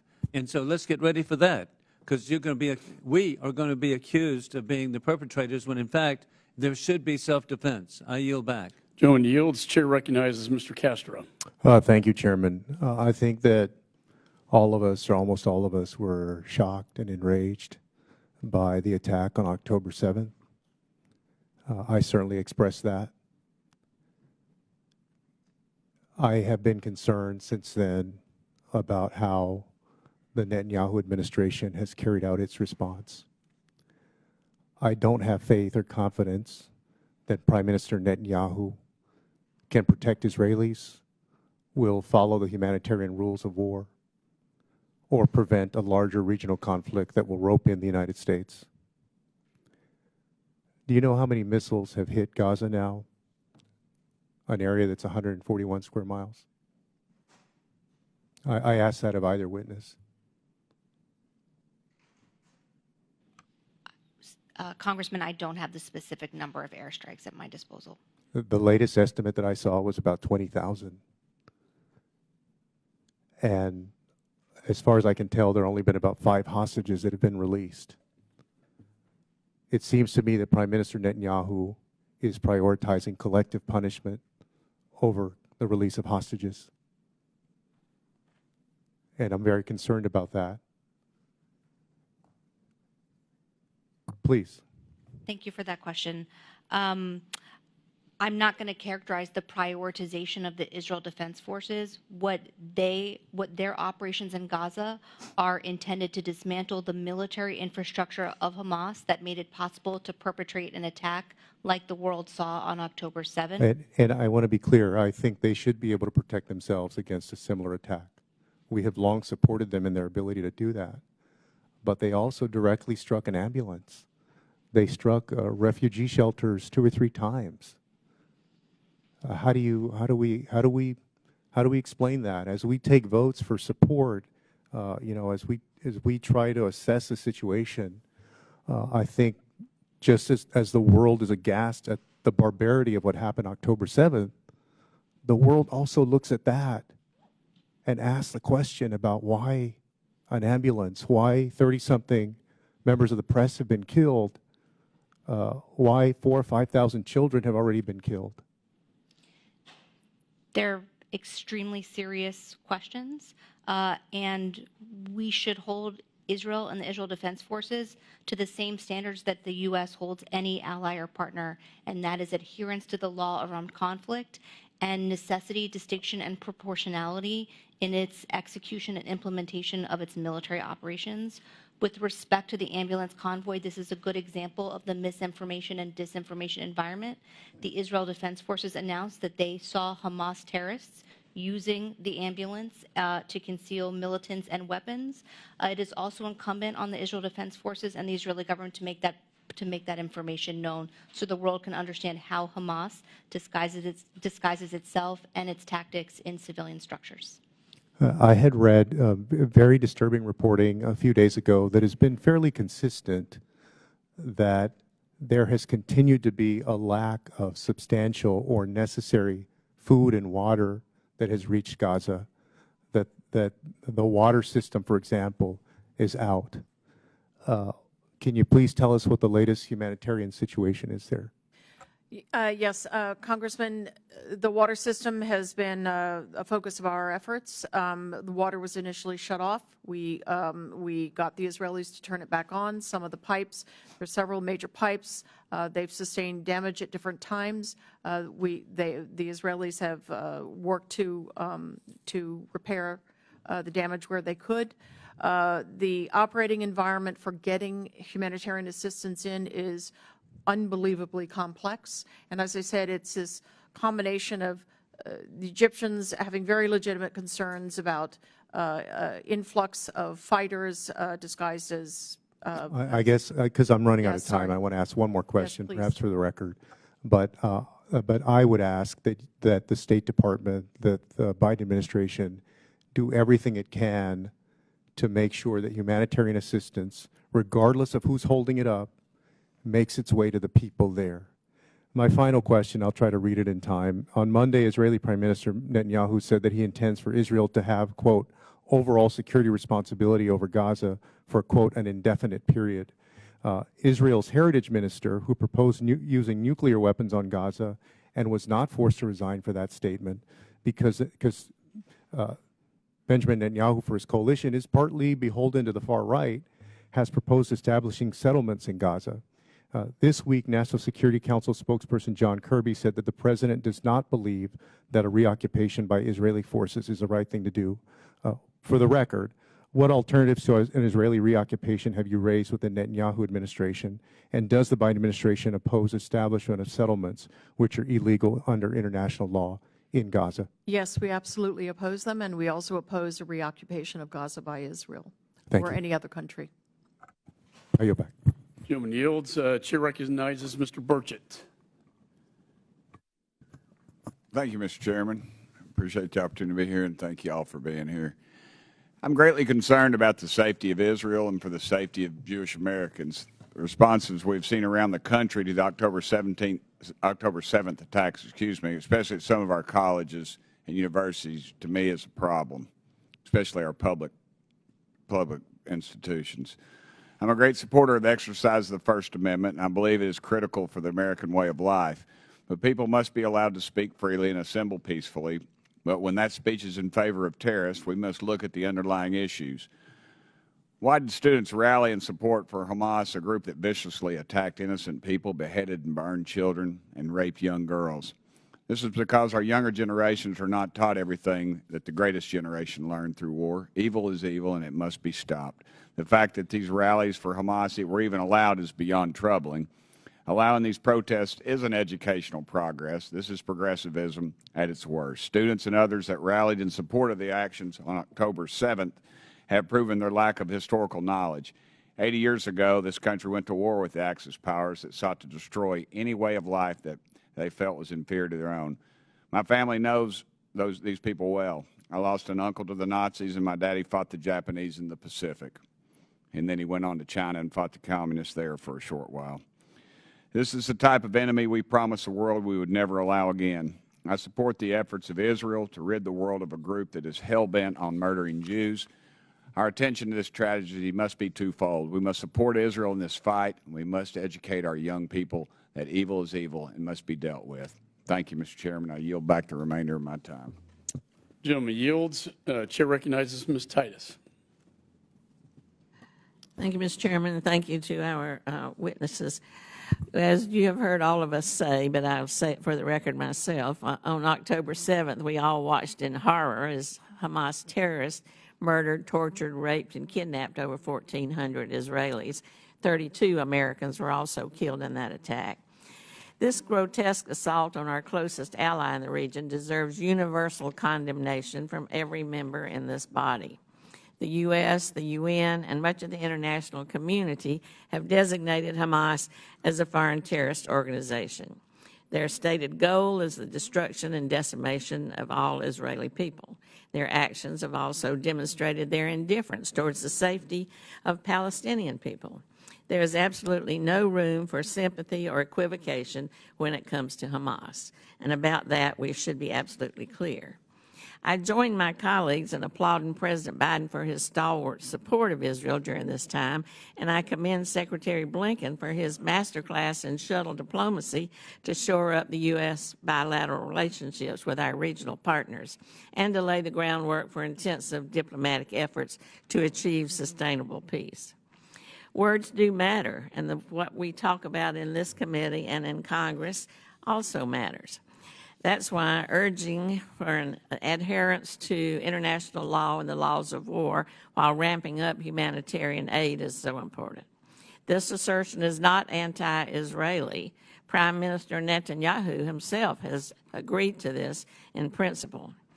I echo President Biden's calls for temporary localized pauses to allow for surges of humanitarian aid, but I remain opposed to a long-term durable ceasefire until all hostages are returned and certain commitments are made by Hamas. A premature ceasefire would give Hamas a reprieve and allow them to regroup, reorganize, and rearm. I also urge at the same time, though, the IDF to reconsider its tactics to ensure its counterterrorism campaign is proportionate. Again, these remarks should not be misconstrued as delegitimizing Israel's campaign to root out Hamas.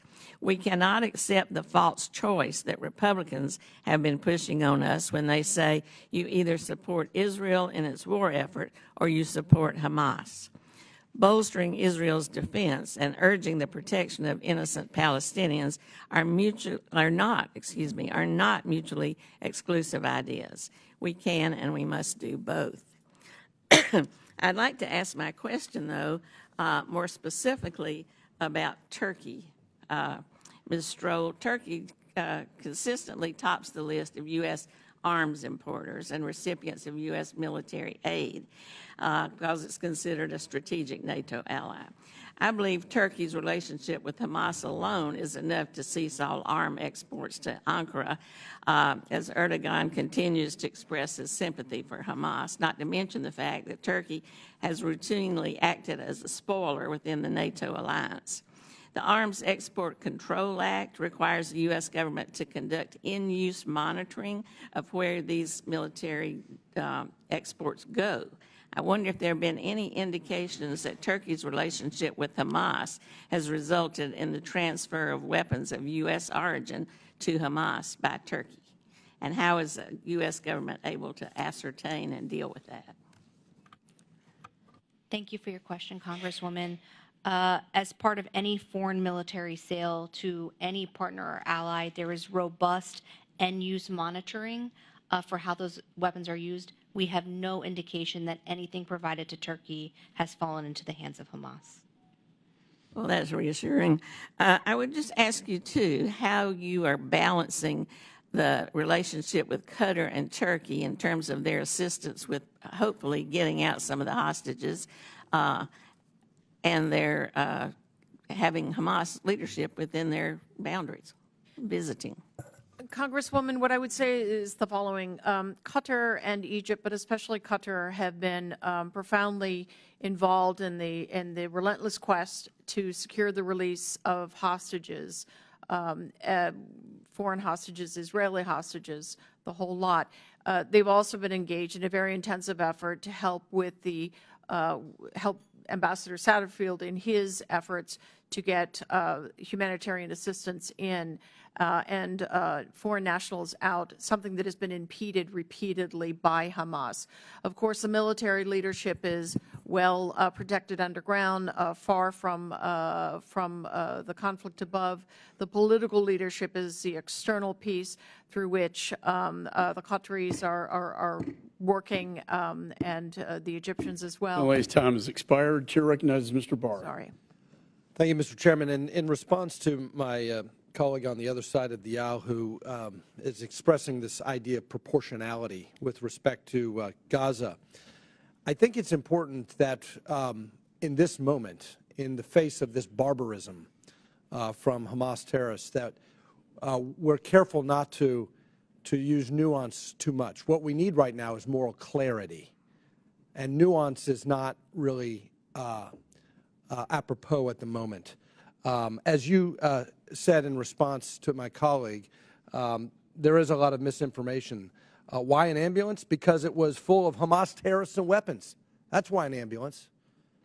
Moral clarity requires that we call out terrorism for what it is. And when there are calls for a ceasefire that would only enable Hamas to reconstitute another attack, that's not appropriate either. So, Ms. Leaf, I do want to address Secretary Blinken's call for Israel to provide a humanitarian pause. We all support humanitarian assistance for the innocent, But those running Gaza do not care about humanitarian needs, as you know and as you've testified. Did Hamas prevent innocent Palestinians from fleeing Gaza City to safer locations further south in Gaza? Absolutely. And does this make it harder for those people to access aid? Absolutely. And Ms. Leaf, is Hamas actively hoarding resources to pursue its Islamic jihadist war against Israel instead of providing water, fuel, and food to those affected by war? Yes, they are. And Ms. Leaf, do you feel Hamas would use any pause in Israel's effort to root out terrorist cells and uncover Hamas's urban terrorist network to resupply its warfighters? They would certainly attempt to, but that is something that I know that the Israeli government is actively considering. So I hope that the Secretary and the President consider that when calling for a humanitarian pause. Did President Biden condition any support for Israel on the IDF engaging in a pause? No, he did not. Well, that's good to hear. Let me follow up on the line of questioning regarding our partner in Qatar. Of course, the Qataris have been very helpful with Al Udeid Air Base, and we appreciate that. But with respect to releasing hostages, how helpful have they been? Are they using their considerable leverage to seek the release of all hostages immediately? They absolutely are. They've worked at it relentlessly. The problem is who they're talking to at the other end of the phone line. And it's a real question as to whether Yahya Sinwar is serious in any degree about releasing those hostages. And is the Hamas office in Qatar seeing any pressure from the Qatari government? Absolutely. It's good to hear. I do think the Qataris are important partners for us, but we want to make sure that we emphasize to them how helpful they can be in this moment. They want to be kind of the Switzerland of the Middle East. They can be very, very helpful in this moment, and I appreciate us taking advantage of that relationship. Taylor Force Act, real quick, Ms. Leaf, with the war ongoing, how are we ensuring that any U.S. support to NGOs operating in Gaza are not violating the Taylor Force Act? Are we seeing any support for the families of Hamas terrorists killed during the invasion of Israel in exchange for their participation? We are not seeing any of that, and we have asked the question and received the right assurances. Is the administration reconsidering this idea of providing assistance to NGOs, supposedly pro-Palestinian NGOs, as a way of bypassing or circumventing the Taylor Force Act? We do not bypass or circumvent the letter or the spirit of the Taylor Force Act. I just think there ought to be some analysis of aid that may not go to the Palestinian Authority, but nevertheless goes to NGOs that could serve as a kind of proxy for martyr payments. And so I just want rigorous oversight from the State Department so that both the spirit and the letter of Taylor Force is complied with. I can assure you of that, Congressman. Finally, this issue of sanctions relief and the Financial Services Committee, we had a very important testimony about the $16 billion that was unfrozen, both in terms of the South Korea deal with the hostage deal and also the $10 billion held in Iraq to pay off Baghdad's debts for its purchase of Iranian natural gas. It's a lot of money that has been basically effectively sanctions relief delivered to Iran as a result of this administration's policies. Is the Biden administration reconsidering chasing sanctions relief with Iran in light of the events of October 7th? I'm sorry, I didn't understand the verb you use. Is the Biden administration changing? Chasing sanctions relief with Iran. Has the administration reconsidered that course, that policy, given October 7th and the events that have occurred? So the monies you referred to from South Korea that have been moved to different accounts that will be put through a rigorous metered process that will only be spent on humanitarian goods, food, and medicine and so forth, that is not altered. That was an arrangement set up by the previous administration, and we are rigorously applying the same restrictions to it. The money has not moved. The monies you referred to for natural... I'm sorry. I'm just, in fairness to the witnesses and to the other members, I want to keep this on time. My time has expired, but I think the line of questioning illustrates the point that maximum pressure was working and moving away was the wrong move. Thanks. The gentleman's time has expired. Chair recognizes Ms. Wild. Thank you, Mr. Chairman. For both witnesses, are there any updates that either of you can provide in this unclassified setting regarding the status of the hostages? I could not. I'd be happy to talk to you in a different setting. Thank you. Same for you. Okay. Let me ask you this. Is the administration in continuous contact with the Israeli government about the status of the hostages, and can we be assured that the administration will provide whatever assistance may be helpful in that effort? 24/7, I can assure you. And yes, we are providing all support. Thank you. Moving on, ever since these horrible attacks, which don't need to be further described because we all know exactly what we're talking about, happened on October 7th. I personally have felt devastated.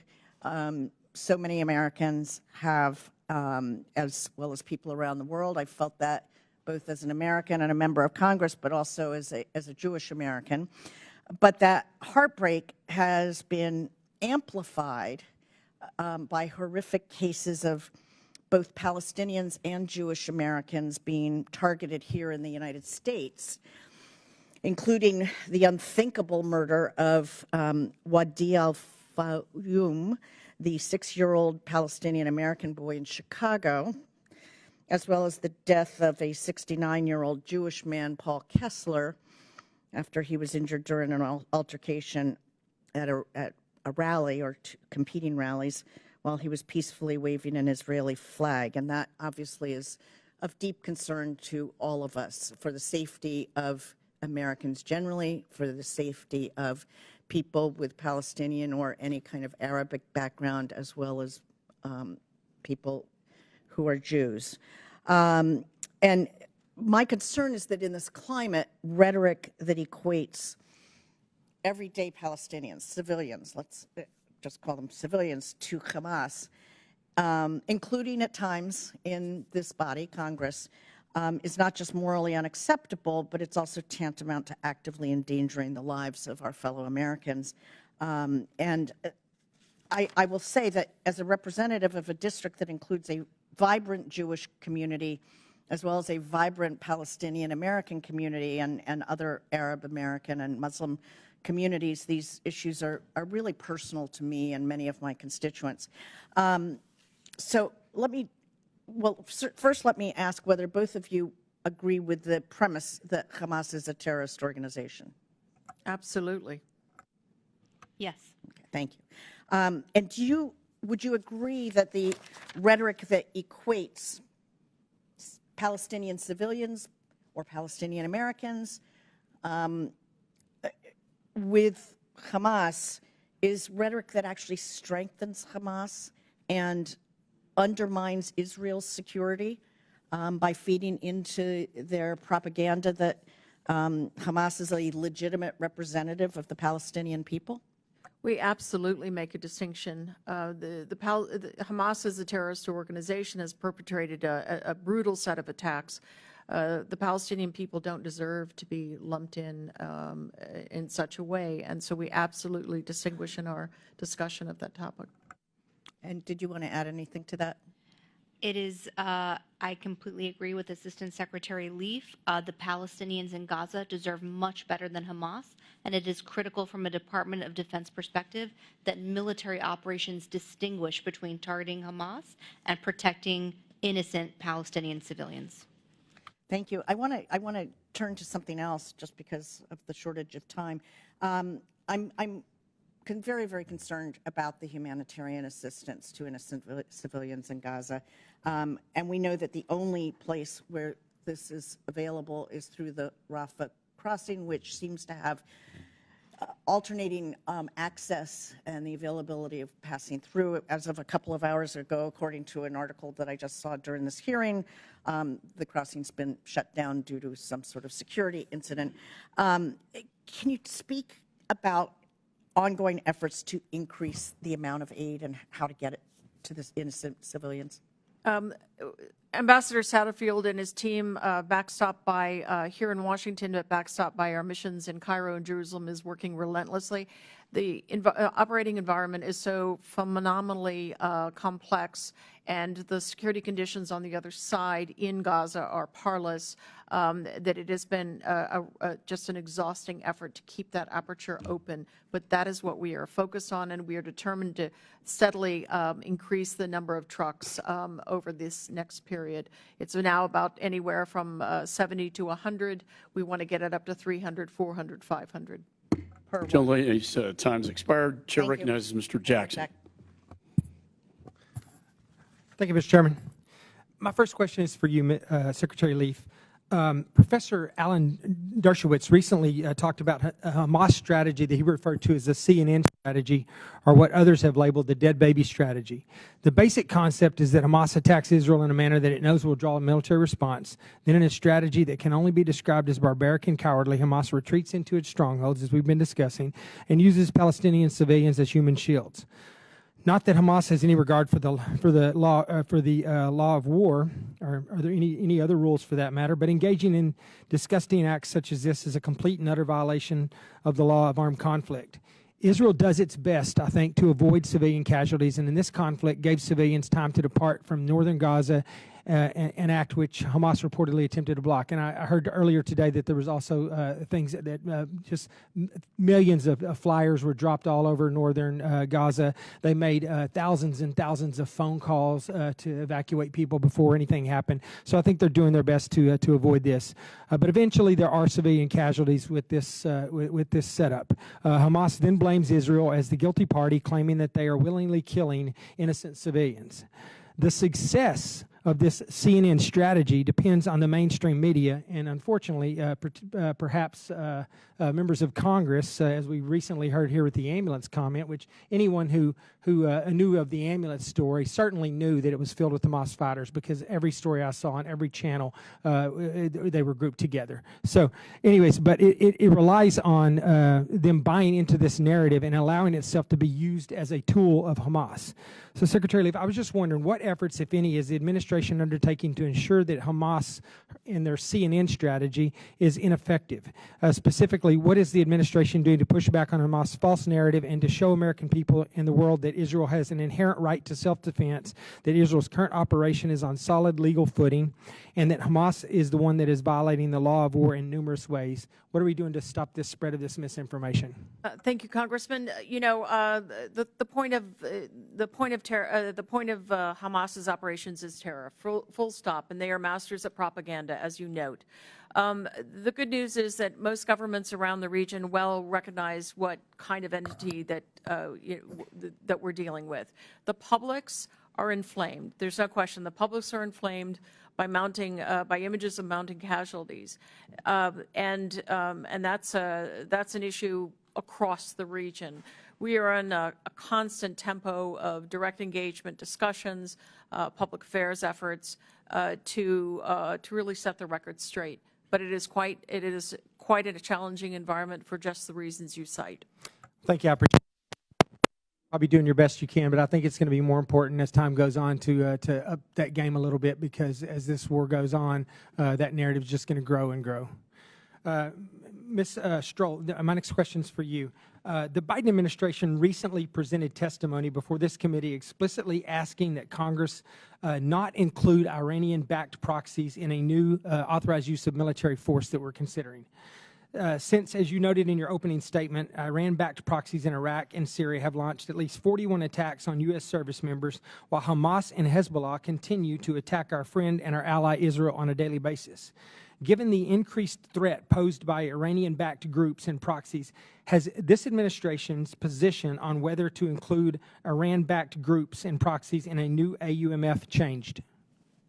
Thank you for your question, Congressman. The position of this administration has not changed. Our self-defense strikes against Iran-backed militia groups have the underpinning of the President's Article 2 authority under the Constitution. Okay. I guess that's a question for a later day. I would think that if we're going to include other groups, that maybe this would be one of the ones that we'd want to include as well, despite what you stated there, since they seem to be one of our biggest threats right now. But Secretary Stroll, This is my last question. Given the chaos on the ground, the entrenchment of Hamas among the Palestinian people, and Hamas's history of misappropriating aid intended for civilian populations, what realistic and meaningful guardrails are being employed by the Biden administration to prevent Hamas from obtaining the food, the water, the medicine, and the other humanitarian aid that is intended for civilians? I'd be happy to take that one, Congressman. So to date, we have not seen evidence that they have diverted that aid. It is something that is something that we are monitoring. There's obviously, it's quite a difficult security environment on the other side in Gaza, where aid goes in and where aid workers are working. But we are doing our best. Thank you. I appreciate that. Gentleman yields. Chair recognizes Mr. Allred. Well, thank you, Mr. Chairman, and I want to thank our witnesses for being here. I want to begin by just reaffirming my support for Israel and condemning in the strongest terms possible Hamas for this unprecedented and barbaric attack on October 7th. I, too, visited a kibbutz in February that was later called by an Israeli general the site of a massacre, and it stays with me. I also want to make clear this is a war with Hamas and not all Palestinians or Muslims generally. Hamas started this war and they have to be held accountable, but we must also do everything we can to limit innocent civilian casualties and provide crucially needed humanitarian aid where we can. And I'd like to connect some of the dots and paint a broader picture for folks who might be watching about the global battle that I see it emerging against autocracy and terrorism that's emerging, and that we'll need to rise above our own partisan politics here to effectively combat. The President has requested slightly over $92 billion to help us respond to the war between Israel and Hamas, to support Ukraine, and to support Taiwan. Ambassador Leaf, in this setting, what can you share about the growing connection between Hamas and Russia, as well as Russia's increased hostility to Israel? So some of that would probably be better in a different setting, Congressman, but I think we're seeing clear evidence of that growing defense relationship, and it's pretty appalling when you think about it. Russia has already clearly developed an arms relationship with Iran, but now they're doing so with a terrorist organization.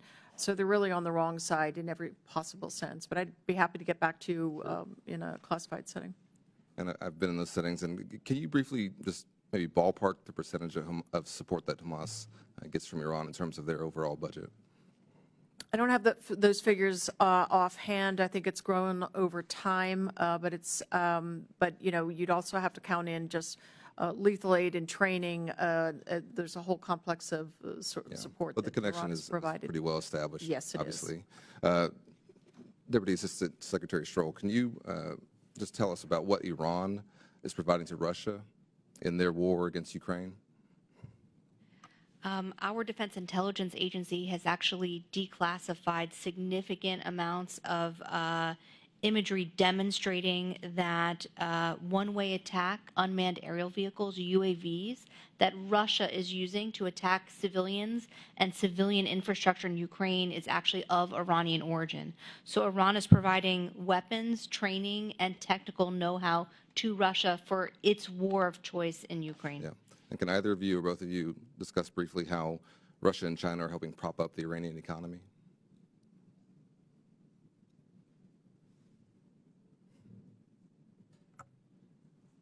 I would have to get back to you okay. with some figures on that. I've drawn a blank on that. Yeah, okay, that's fine. Well, as I see it, what we're dealing with here is the need to respond to an international axis of rogue states, terrorists, and dictators. And this can be seen, of course, as we've discussed, through Iran's support for Hamas and its proxies, along with the Kremlin's warming relations with terrorist organizations like Hamas, Russia's reliance on Iran, as you mentioned, in their war in Ukraine, and Iran's reliance on Russia. That's why we need to pass this supplemental bill, and that's what brings together these overarching conflicts. Deputy Secretary Stroll, you noted earlier in your testimony the presence of our carrier fleets and the recent arrival of an Ohio-class nuclear sub in the Mediterranean. My understanding is that 9 senior military positions in the command responsible for the Middle East are caught up in the current blockade by a senator of military positions. What impact has that had on our ability to respond to this conflict? what it has done is erode the morale of our military leadership who have been nominated for other positions. We have, for example, our senior defense official in Israel is nominated to be promoted to a one-star representative and has not.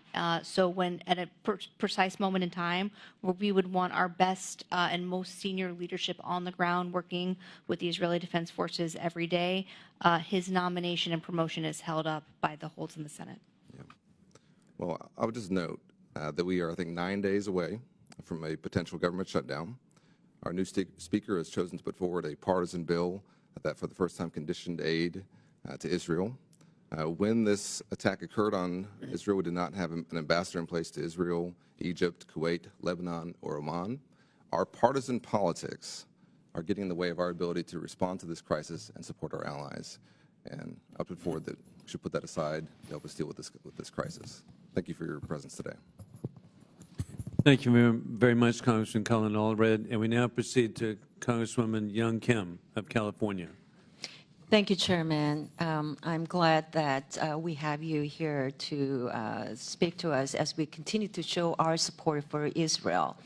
But I am concerned that there is an increased attack on U.S. troops by the Iran's proxies in Iraq and Syria.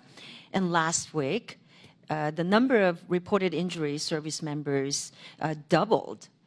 I want to ask you, was it because there were additional attacks or because initial number of injuries were underreported? Thank you so much, Congresswoman, for that question. What it indicates is that some of the injuries became more apparent over time. So there was initial monitoring, many of the forces returned to duty and then reported symptoms after, and that is why you saw an increase in the number. Okay. What is your assessment of Houthis' involvement in the war against Israel? And what is driving their attacks? Thank you, Congresswoman, for that question. It's a good one. Look, they are, as a movement, very ideologically committed to a sort of death to America, death to the Jews, death to Israel sort of outlook on the world, shall we say. They have thus tried to enter into the fray, largely unsuccessfully, thanks to the good efforts of our U.S. military. Can you talk about how that impacts our U.S. national security interest in Red Sea, like freedom of navigation? It's a direct threat. Do you have any thoughts?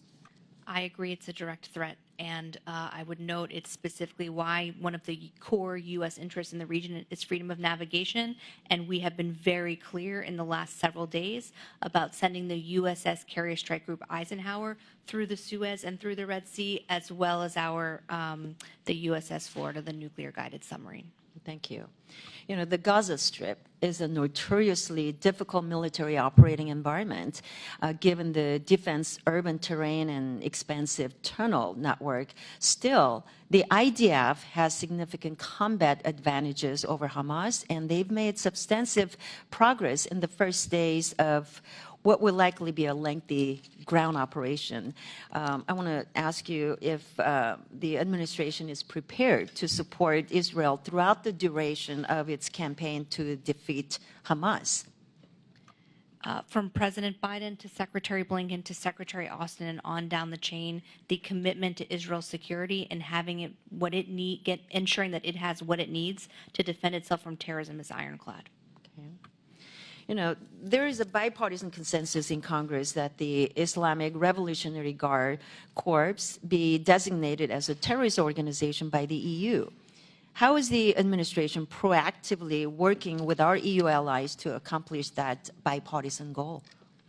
It is a topic of discussion, and we certainly support that. Great, thank you. And I would like to yield the remaining time to my colleague, Mr. Mills. Thank you so much for that. I wanted to follow up. You know, we had a colleague of ours just recently on the other side that was talking about how these ambulances are being struck or these buildings are being struck. And I just wanted to put that in perspective.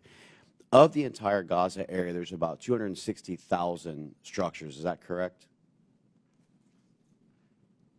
You've got me. I know the sort of the general dimensions of the Gaza Strip and the population and so forth. I don't know the exact count on Well, my buildings. understanding is that of the 260,000 structures, about 9,500 have had any structural damage or have been actually targeted as a result of IDF utilizing it to go after weapon caches or to focus on terror tunnels or to look at areas where key Hamas leadership is.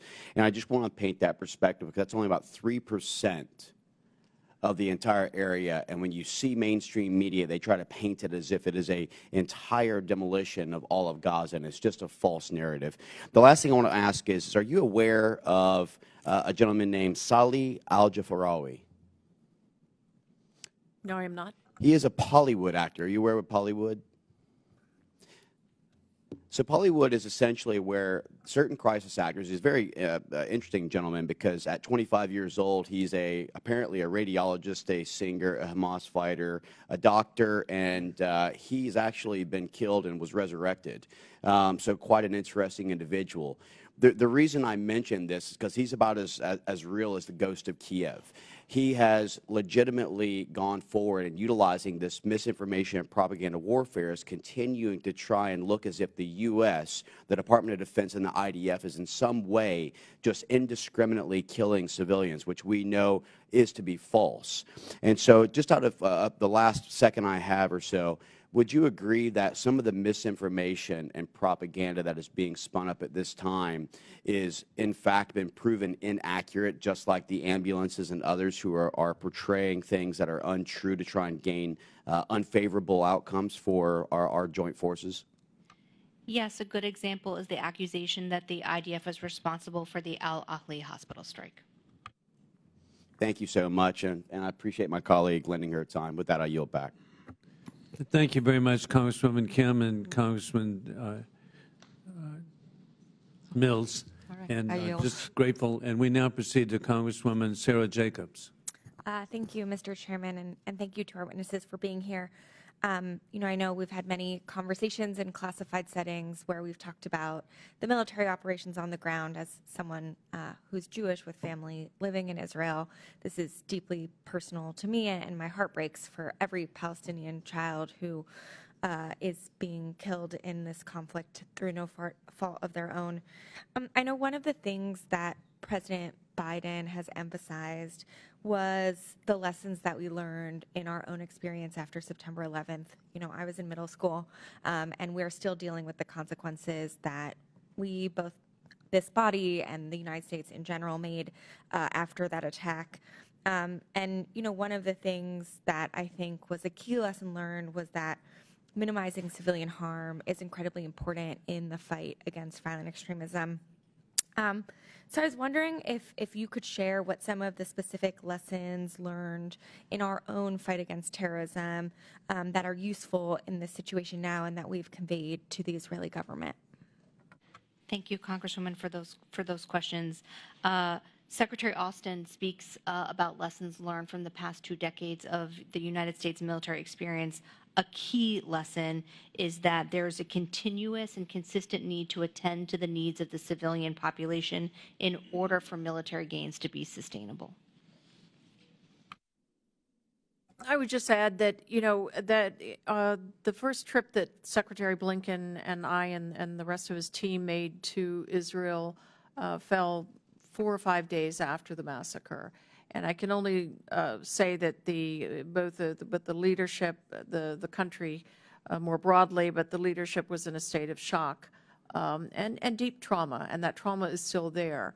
I think part of what we have seen our job to be, both on the civilian side and the military side, is to be a strong shoulder to lean on and help nation in trauma and shock and its leadership move through that as they made decisions about the military campaign and so forth. So there's been a good, robust soldier-to-soldier discussion about this, and of course our own leadership is engaged in that.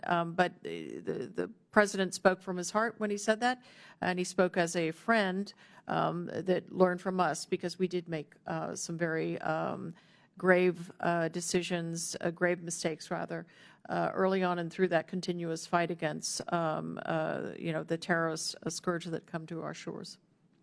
Well, thank you. And I know the Israelis themselves have openly said that many of the provisions we've seen around food and water and humanitarian assistance have been directly because of the advocacy of the U.S. government. So I thank you for all of your tireless work on that. And I know that Prime Minister Netanyahu has said that he is not willing to do a humanitarian pause, and I appreciate all of the work you all have been doing to continue encouraging him to make sure that we are able to get that assistance. I want to move to our U.S. forces in the region. Obviously, we've repositioned significant military resources to deter this from expanding, and especially from Hezbollah and Iran from further intervening. Can you commit to us that you will come to Congress before conducting combat operations or other hostilities against a belligerent in this unfolding conflict, especially any hostilities that could escalate? If Congresswoman, you are referencing anything other than the self-defense strikes that President Biden has ordered under his Article 2 authority, yes, we would consult with Congress. Thank you. I appreciate that. And lastly, I want to ask, there's been public reporting about the U.S. approving the sale of military-style weapons for the Israeli National Police. The Israeli National Police obviously are under the purview of Minister Ben-Gvir, one of the far-right extremists. We've also seen concerns that some of those weapons, in addition to being used by the National Police themselves in ways that are probably not necessarily aligned with what we would want policing to be, also have been given directly to settlers who are engaging in settler violence. What assurances can you give us about whether or not those weapons are actually being approved and whether or not they will be used for things that I think we all would agree we don't approve of? Thank you. Congressman, thank you for that. In all of these cases, we have been provided assurances and we have rigorous oversight or end-use monitoring for all of this.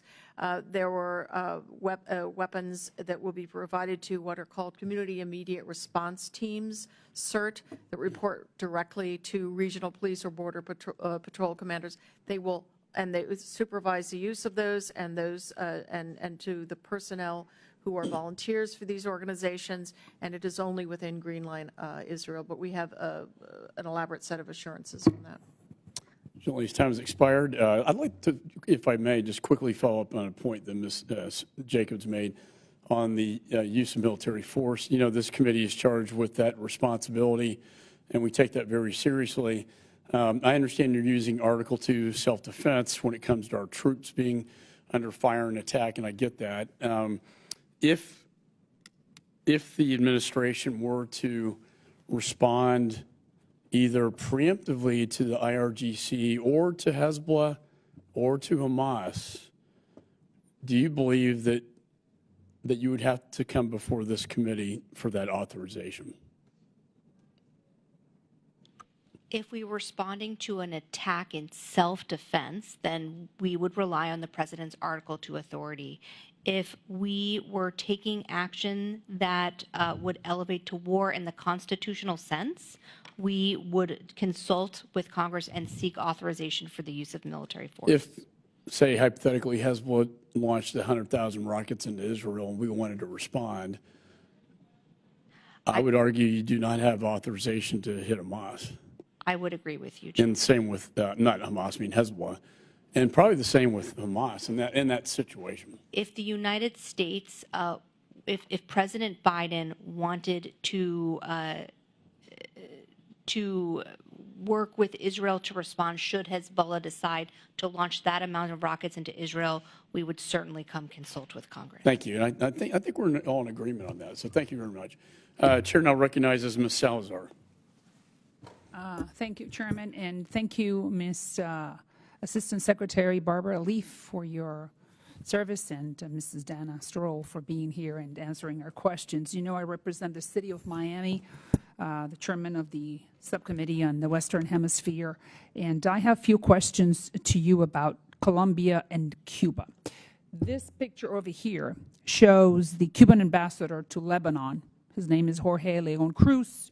meeting with Ahmed Abdel Hadid, who is the Hamas representative in Lebanon, and with Abdul Hamed, who is the head of political and media relations for Hamas in Lebanon.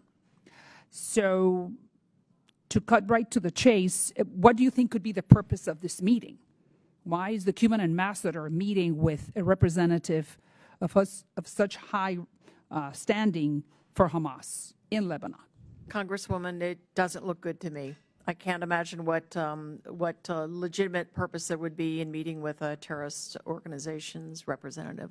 So I agree with you that I'm sure that nothing good is coming out of this meeting. The only thing we could think of is that maybe the Cuban regime is inviting some Hamas operatives to come to Havana, Havana is only 90 miles away from my house, meaning my community, the city of Miami. Do you have any info about that? I do not personally, but I'd be happy to look into it and come back to you on it. Please do. Cuba is in the list of countries that sponsor terrorism. And we know that the Biden administration has been thinking, or some of the representatives of the Biden administration they have been within the State Department. They have been talking about the possibility of removing Cuba from that list of states that sponsor terrorism. Could you send the message to your colleagues that maybe after something like this, Cuba should remain on that list? I'd be happy to take that back. And what do you think about that? Quite frankly, I have not been following this issue in terms of Cuba, so I don't have an opinion on it, but I'd be happy to take this back to my colleagues. All right. Now let's go to Colombia. Let me go to the other one. Petro, the president of Colombia, has been, throughout his time in office, he has been talking about Hamas, and one of the comments, and I'm just being pretty rigorous, he compared the Jews to the Nazis at one point. A few days ago, President Petro compared Gaza to Auschwitz. A few weeks ago, he recalled the Colombian ambassador in Israel. So the question is, how does the State Department categorize, interpret these comments, actions from the Colombian president?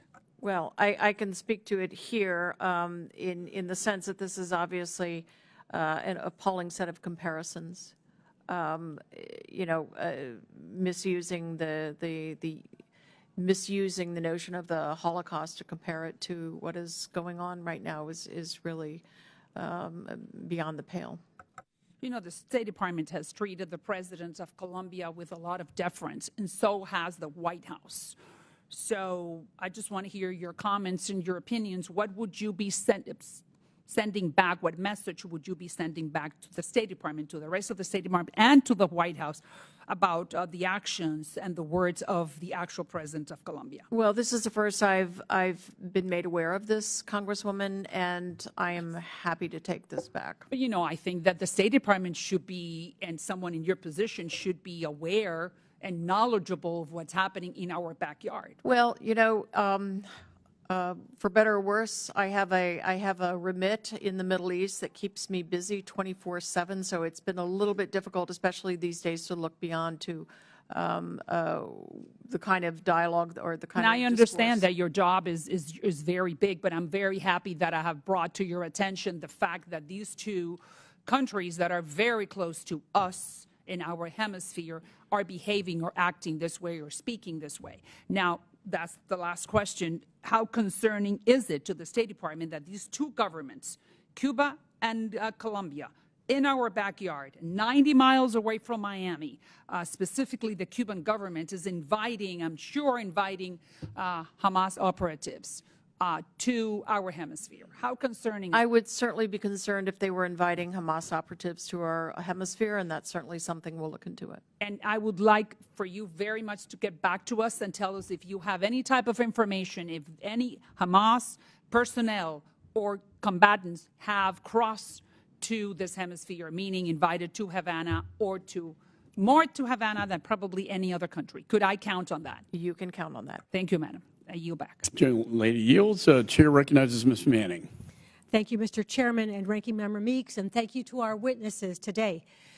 On October 7th, we woke in horror to Hamas's brutal and despicable terror attacks as they fired rockets at innocent civilians, stormed the border and invaded Israel, going house to house, murdering babies, executing parents in front of their children, massacring 260 young people at a music festival, and murdering more than 1,400 innocent people on one terrible day.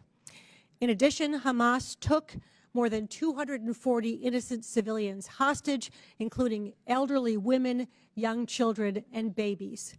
I have beside me pictures of some of these men, women, and children. I would like to ask everyone to look at their faces. Each one of them is a precious individual who has family members who love them and are desperate to know if they are safe and desperate for their return. I have met with the families of hostages for the past 3 weeks.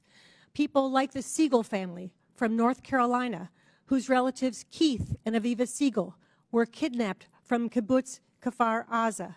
People like Gili Rahman, whose sister Yarden handed her 3-year-old daughter Geffen to her husband Alan while they were trying to escape because he could run faster, while she sacrificed herself to save her daughter. And Abigail Moore Edan, who became an orphan on October 7th when her parents were killed in front of her before she was taken hostage alone. Just like the stories of the Holocaust survivors, the story of every hostage is unique and heartbreaking. I have given these families my word that I would continue to tell their stories and push the administration to do everything they can to secure their release. So I know Assistant Secretary Leaf and Deputy Assistant Secretary Stroll, you can give them hope that we will spare no effort to secure their release. I believe you've said that before today. I just want to ask you that question again. Of course, you absolutely have the commitment of this administration to do everything in its power to see the release of those hostages. It is one of the reasons why the Department of Defense immediately sent advisors to support efforts to secure the release of the hostages. Thank you so much. And Assistant Secretary Leaf, we know that the International Committee of the Red Cross has not been let in to see the hostages, to make sure that they are alive, and to be able to give word to their families. What are the barriers to allowing the Red Cross to get in to see the hostages? One word, Hamas. So Hamas is preventing the International Red Cross from going in to see the hostages and give their families some hope that those people are still alive. And in fact, the only reason we know some of them are alive because of the comments of the 4 hostages who have been released and 1 who has been saved by Israeli soldiers. Is that correct? Well, there is also the really deplorable fact that Hamas has put some of the hostages on video and televised that. So yeah, it is really a dreadful situation for the families and for their loved ones. By all rights, by the laws, international humanitarian law, Hamas should allow the ICRC to have access to those hostages. And what information can you share with us in this setting about what the U.S. is doing to get our partners and allies in the region to demand and put pressure on Hamas to release the hostages? So, as I indicated earlier, we have 2 stalwart partners, Qatar and Egypt, who are working methodically, relentlessly at this issue. The problem is who they're dealing with. But they are exercising every bit of their influence and their energy to try to break the impasse on the hostages. And Assistant Secretary Leaf, in your opinion, are you satisfied with the actions that Turkey, a NATO ally, and Qatar, a major non-NATO ally, have taken so far to get Hamas to give up American citizens? I have not really seen Turkey engaged in this effort. If they are, I'm just not witting to it. But I know, having talked just very regularly with the Prime Minister, Foreign Minister, that he is personally engaged in the of Qatar. He's personally engaged in the effort. He has a large team working it 24/7. Thank you. My time is expiring. I yield back. Generally yields. Chair recognizes Mr. Huizinga. Thank you, Mr. Chairman. Actually, I'm going to take that as a jumping off point. Both the ICRC as well as Qatar and the situation there. First, on the ICRC, is the ICRC doing enough? There is some question. It's real commitment, and all you have to do is look at some of the previous years and decades. ICRC seems to have been pretty hard on Israel over the years, and some have suggested that the ICRC is not doing enough to pursue this because of that relationship or sort of bad blood with Israel. You care to comment on that? Congressman, I have no reason to think the ICRC is not doing enough on this, and I would just add that in fact ICRC staff have been in the direct line of fire in Gaza, doing a really critical piece of work, which is escorting ambulances with wounded from Gaza to Rafah. This has been a condition that Hamas has placed on the exit of foreign nationals, including our own American citizens, and ICRC stepped up to that task to ensure that they got there and that our citizens could get out. Okay. And we can explore that more potentially later. Turning to Qatar and the sort of the reports of Hamas leaders living a pretty lavish lifestyle in the country. Obviously, we have a very important relationship with Qatar, and they host thousands of our troops. Central Command, regional Central Command is there.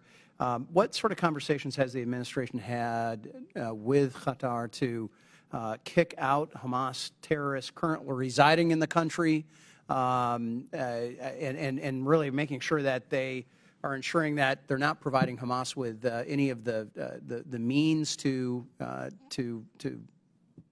fund this again? You know, you make an interesting point, and it really goes to this question of what Hamas thinks it's representing or doing. Its leaders do live in the lap of luxury overseas, quite in contrast to the Palestinians in Gaza over whom they rule. To your question, at this point, Qatar, at our request, Israel's request, is working assiduously on the issue of hostage release. But it's fair to say that we've been clear with all of our partners and countries around the world that it will not be back to business as usual going forward. Okay. I actually happen to also serve on the Financial Services Committee and chair the Oversight and Investigation Subcommittee. And just last week we had a hearing on terrorism financing and what was going on. And my colleague, Mr. Hill, myself, Mr. Barr, have all had amendments today on some of the appropriations bills, looking at how we choke off that terrorism funding. And I guess I want to make sure that it's not just Iran that we're looking at, that there are other countries and in that neighborhood. Obviously, you know, Qatar has I've seen reports have provided over $1 billion in various aid over the last decade. Lots of concern about fungibility that we have. So how is the administration ensuring that assistance entering Gaza doesn't have sort of this dual purpose, dual use purpose, whether it could be cash, which is very, very fungible, but it could be fuel, it could be medicine and supplies that while the West intends, or the Red Cross or anybody else intends for that to be going to civilians, could be easily diverted? At this point, what is going into Gaza, the humanitarian assistance is being very carefully vetted as it goes through multiple sort of checks. This is part of what is slowed down, frankly, the stream of assistance going in. I take your point on the larger question of financing, and believe me when I say that sort of a counter-Hamas effort globally will be a top priority going forward. I've got just a couple of seconds left. You know, we know about Iran's oil sales to the tune, some reports of $80 billion this past year. We also know that they are selling electricity to Iraq. I have had a letter to Secretary Blinken with myself and Blaine Lukemeyer, who heads up the Terrorism Finance Subcommittee for Financial Services, asking some very specific questions. Are you aware of this letter? I'm not. I'll certainly look for it. We will send it to you because this is very important that we look at this. This notion that Iraq has the ability, and this administration changed policy on this without coming to Congress. They are now converting those into euros. Euros are far more fungible than Iraqi dinari. Nobody's going to be buying and selling goods and services in that. They are certainly in euros, and we're going to continue to push on this, Mr. Chairman. And I know my time is up, but I appreciate the responsiveness, and we're going to be following up with you on some of those issues. And with that, I yield back. Thank you. Time has expired. Chair recognizes Ms. Dean. Thank you, Chairman McCall and Ranking Member Meeks, for this important hearing. I thank both of you women for testifying today. More important, I thank you for your service and your clarity of purpose at this extraordinarily challenging time. As all of us have said, it's been just a little more than a month since the grotesque, brutal slaughter of more than 1,400 Israelis. As a mom and a grandmom, the worst. The children, the babies, but men, women, and children butchered, slaughtered, raped. More than 200 hostages, 240 plus, apparently. We all, I hope, unequivocally condemn the October 7th attack by Hamas, a terrorist organization. I condemn Hamas. I know Israel has the right, the responsibility to respond and to dismantle Hamas terrorism. We have to ensure the safe return of the hostages, and I was appreciative of Representative Manning's line of questions. Do you have any at all possible update on the hostages at this moment? I wouldn't want to jeopardize the efforts that are underway by commenting on it publicly. I appreciate that, and I just felt I had to ask, but I understand that sensitivity.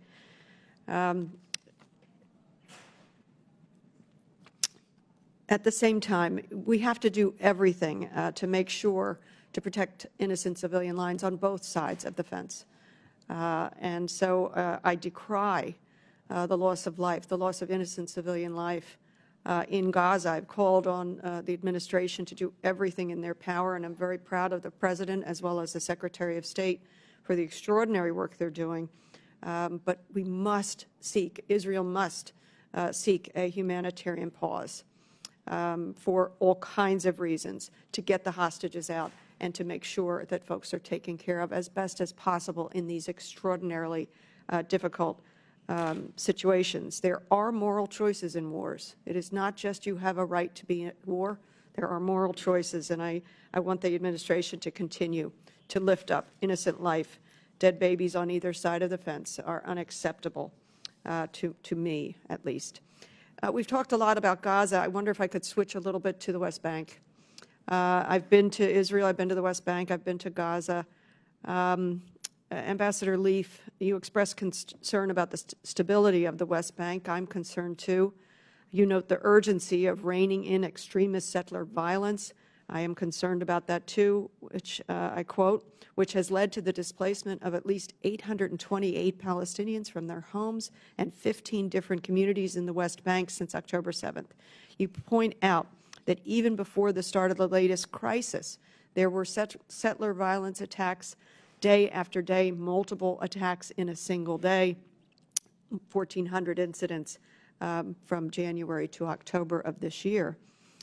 Ambassador, how are you and Secretary Blinken and the administration engaging with Israel, specifically the coalition administration, to prevent further settler violence? When I was on the ground there, the meeting, this was prior to October 7th, the meeting when we asked about settler violence was shut down. What are you doing? This has been a topic of discussion between us and the Israeli government for months, literally. What has really accelerated our efforts has been the phenomenal, really terrible 500% increase in these attacks, sometimes several dozen a day. They're also more violent, beatings and destruction of property. Some Palestinians have been killed by settlers. Yes. And quite a few. Yes. Yeah. Yes. And destruction of property that is aimed really at wholly damaging, destroying the economy, the livelihoods of these communities.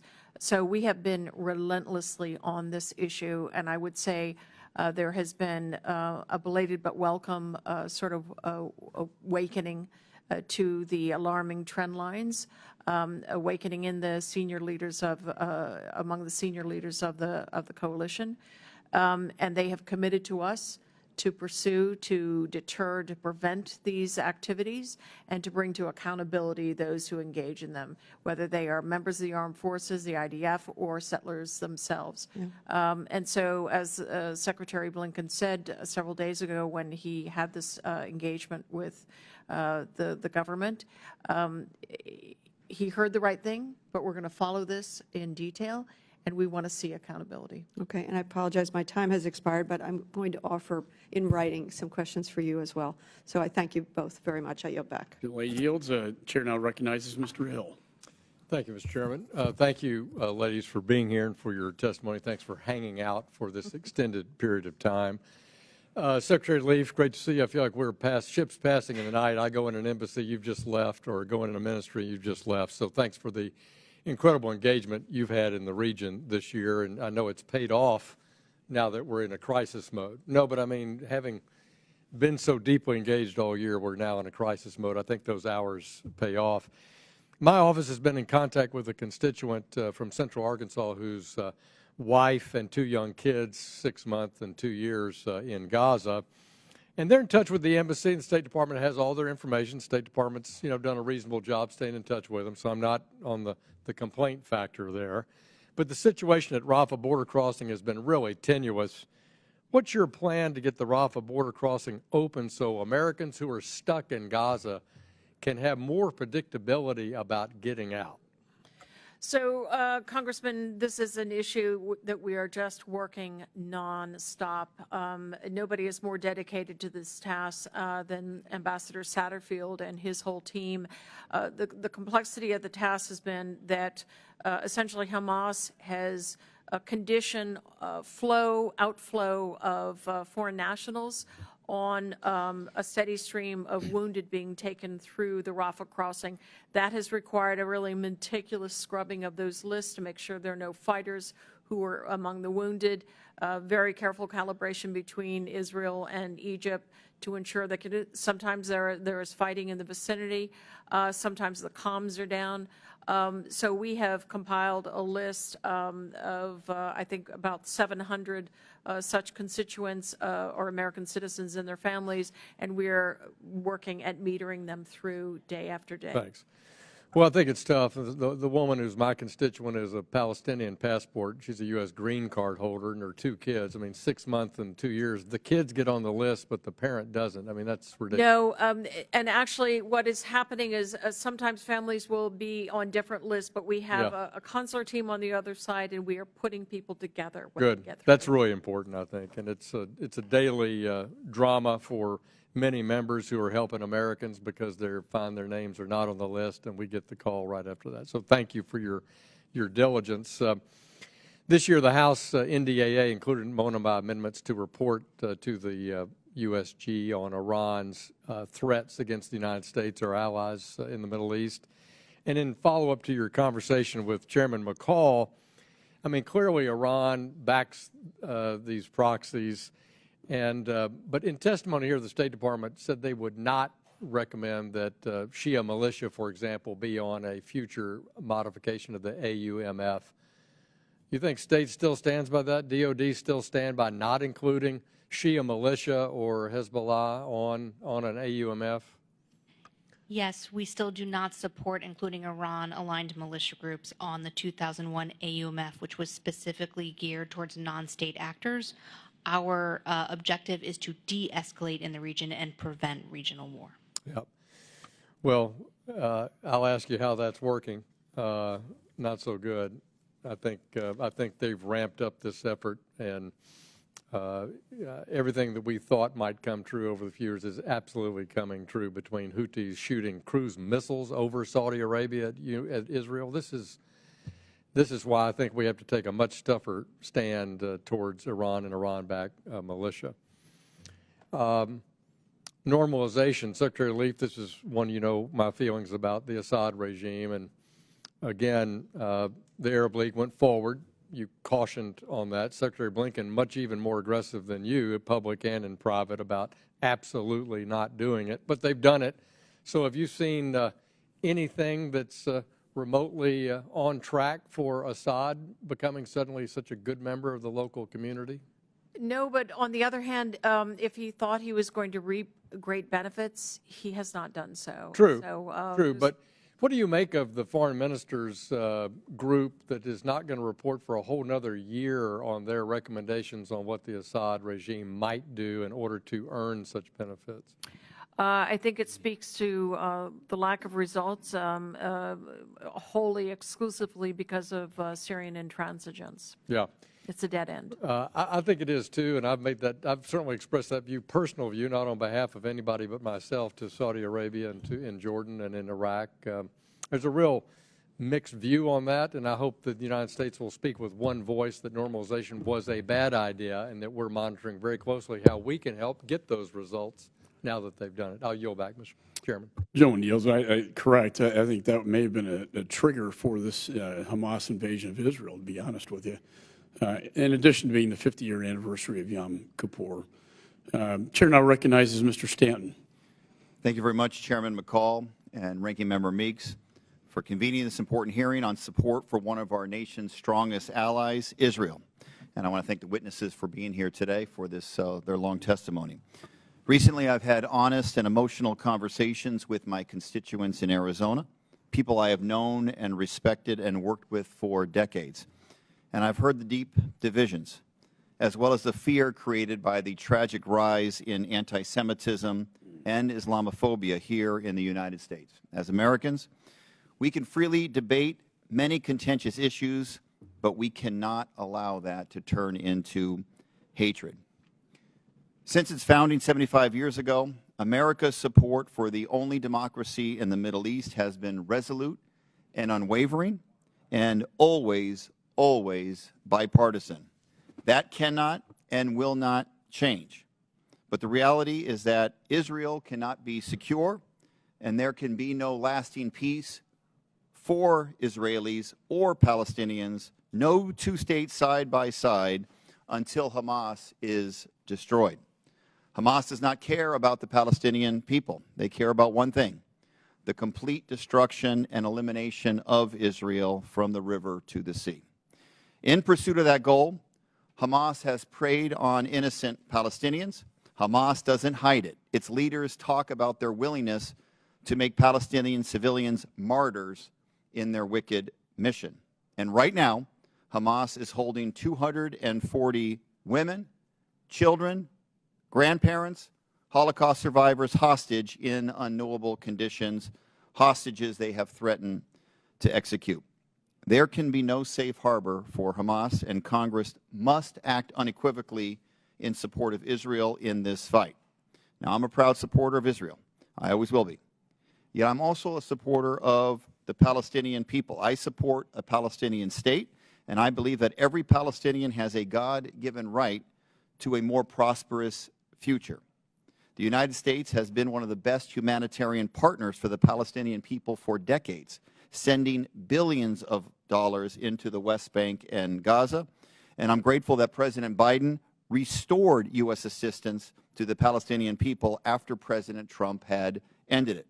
Today, we should do everything we can to get aid to those in Gaza who need it the most, including food and clean water, medical care, fuel, and shelter. History has reminded us time and time again of the importance of a Jewish state. We must protect it, not only because it is the right thing to do, but because Israel's security is tied to America's national security. Shared Israeli intelligence boosts our own government's ability to anticipate and respond to threats in the Middle East, and Israel's qualitative military edge provides a measure of stability in this region. This Congress needs to quickly pass a national security funding package that mirrors the President's full request, one that includes humanitarian aid to Gaza, additional aid to our ally Ukraine, and funds to secure our southern border, and I will work across the aisle to get this done. I have a question for Assistant Secretary Leaf.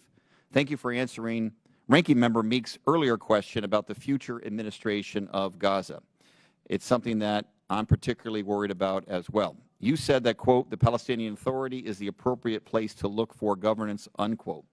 In your opinion, what is the most realistic scenario of what a Palestinian Authority governance would look like in Gaza? So, this is a profoundly difficult question to answer at the moment. We're doing a lot of analysis and looking at the question holistically. The Palestinian Authority, as you know, has only partial responsibilities in the West Bank. It does not govern the entire space, and it doesn't have equal measures of responsibilities in areas A, B, and C. What we'll see in terms of security conditions within Gaza, if Israel is successful, or depending on the degree of success that Israel has in incapacitating the military capabilities of Hamas, will go directly to who and how manages that.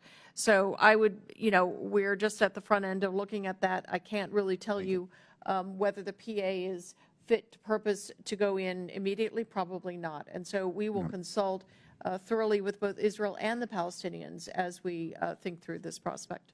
All right. I have additional questions that I will submit in writing for the record, including how the Department of Defense will accelerate delivery of security assistance to Israel, including Iron Dome and Scepters and other weaponry. But with that, I will yield back, Mr. Chairman. Thank you, Congressman Stanton. We now proceed to Congressman Jim Baird of Indiana. Thank you, Mr. Chairman and Ranking Member Meeks, and I appreciate the witnesses being here very much. And so my question relates to this background. The United Nations Relief and Works Agency for the Palestinian Refugees in the Near East, and UNRWA for short, as I'm sure you know, is a UN agency tasked with, according to their mandate, and I quote, to carry out and direct relief works programs for Palestinian refugees and their descendants. The UNRWA General Counsel, James Lindsay, candidly admits, quote, oh, I am sure that there are Hamas members on the UNRWA payroll, and I don't see that as a crime. He also states, and I quote, UNRWA has taken very few steps to detect and eliminate terrorists from the ranks of its staff or its beneficiaries, and no steps at all to prevent members of organizations such as Hamas from joining its staff. The largest contributor to UNRWA is the United States. In times of crisis, like the ongoing Israeli conflict, the UNRWA can receive emergency funding for response projects. So my first question is, has the UN released any emergency funding to UNRWA since October 7th? Has the UN released funding to UNRWA since? Yes. I don't have those exact figures, but there is an emergency appeal underway. So in continuing with that thought, so how many U.S. taxpayer dollars have been authorized to UNRWA, and how much of that money has been funneled to Hamas? We I think, provided something on the order of $300 million this year. Those monies go to provision of critical services to Palestinians across the region: Syria, Lebanon, Gaza, West Bank, and Jordan. And right now, much of UNRWA's attention is focused on the really critical life-saving support that it provides in Gaza to the Palestinians there. I'm not aware of any such monies being diverted to Hamas. We have rigorous oversight of these matters, as does UNRWA. So in your opinion, should the United States continue to fund UNRWA, and if so, why? UNRWA plays an irreplaceable role in Gaza, especially at this time, Congressman. There is literally, they have the infrastructure and the personnel on the ground to reach Palestinians in need and distress, in harm's way. Thank you. Ms. Stroll, do you have any comments in that regard in terms of? Broadly speaking, the Department of Defense believes that delivery of humanitarian aid to civilians in need in Gaza is both a moral, operational, and strategic imperative, and we support the Department of State.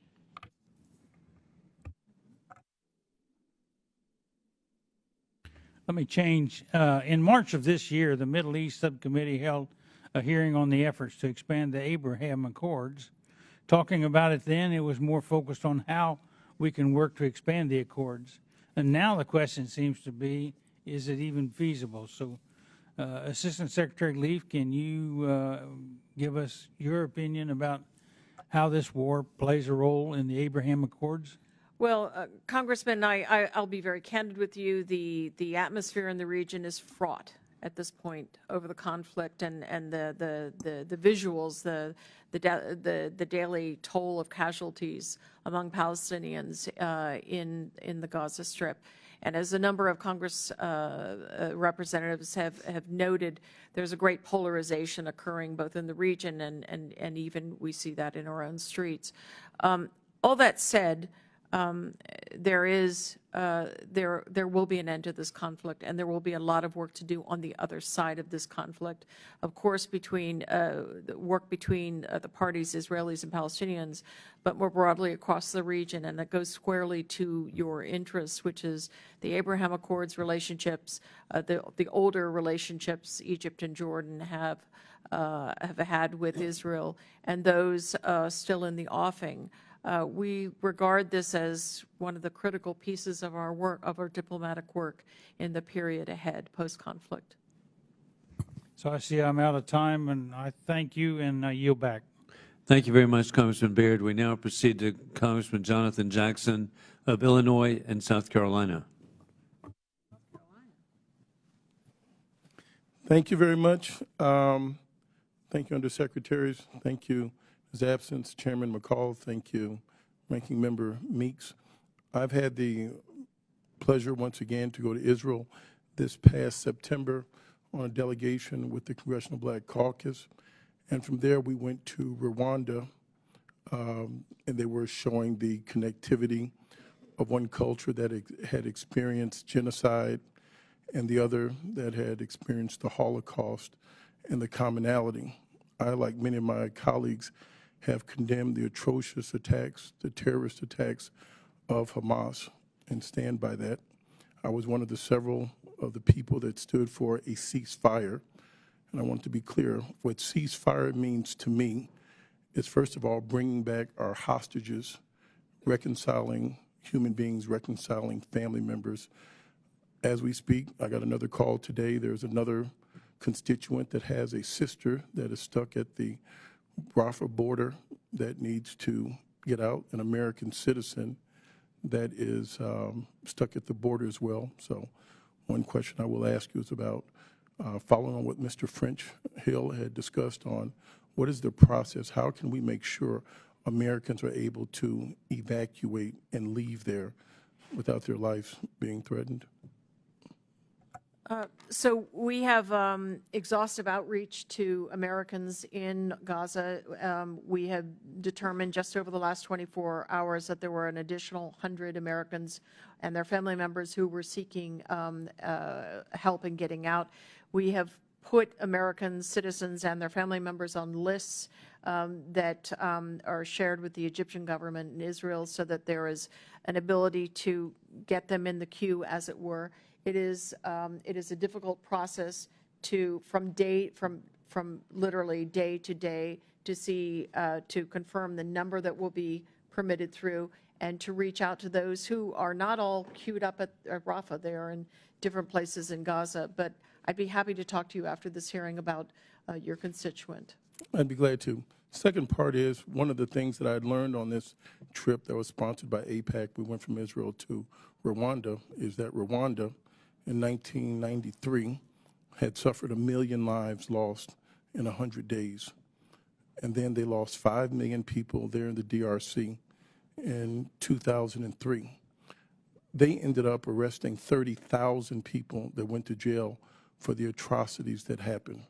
What ceasefire meant to me is that we can acknowledge this was an intelligence failure by the IDF that ended up creating so much of this. I am strong for defense. Israel needs its defense. I'm also for diplomacy. When this bombing in retaliation took place 30 days ago, it was taken without a confirmed ambassador to the United States or without a confirmed ambassador from the United States to Israel or to Egypt. I didn't think we had all of our diplomacy in place. And then what gives for a long-lasting peace so that we can have reconciliation amongst the people, that I'm seeing people become hardened. I live in a district where the 6-year-old child was stabbed to death. People are becoming radicalized, and we have seen this escalate over time. I am asking for a ceasefire simply to get humanitarian aid in. If there's one innocent person killed, to me that's too many. If it takes more time to ultimately root out Hamas, and so that we do not kill innocent people, I am for that.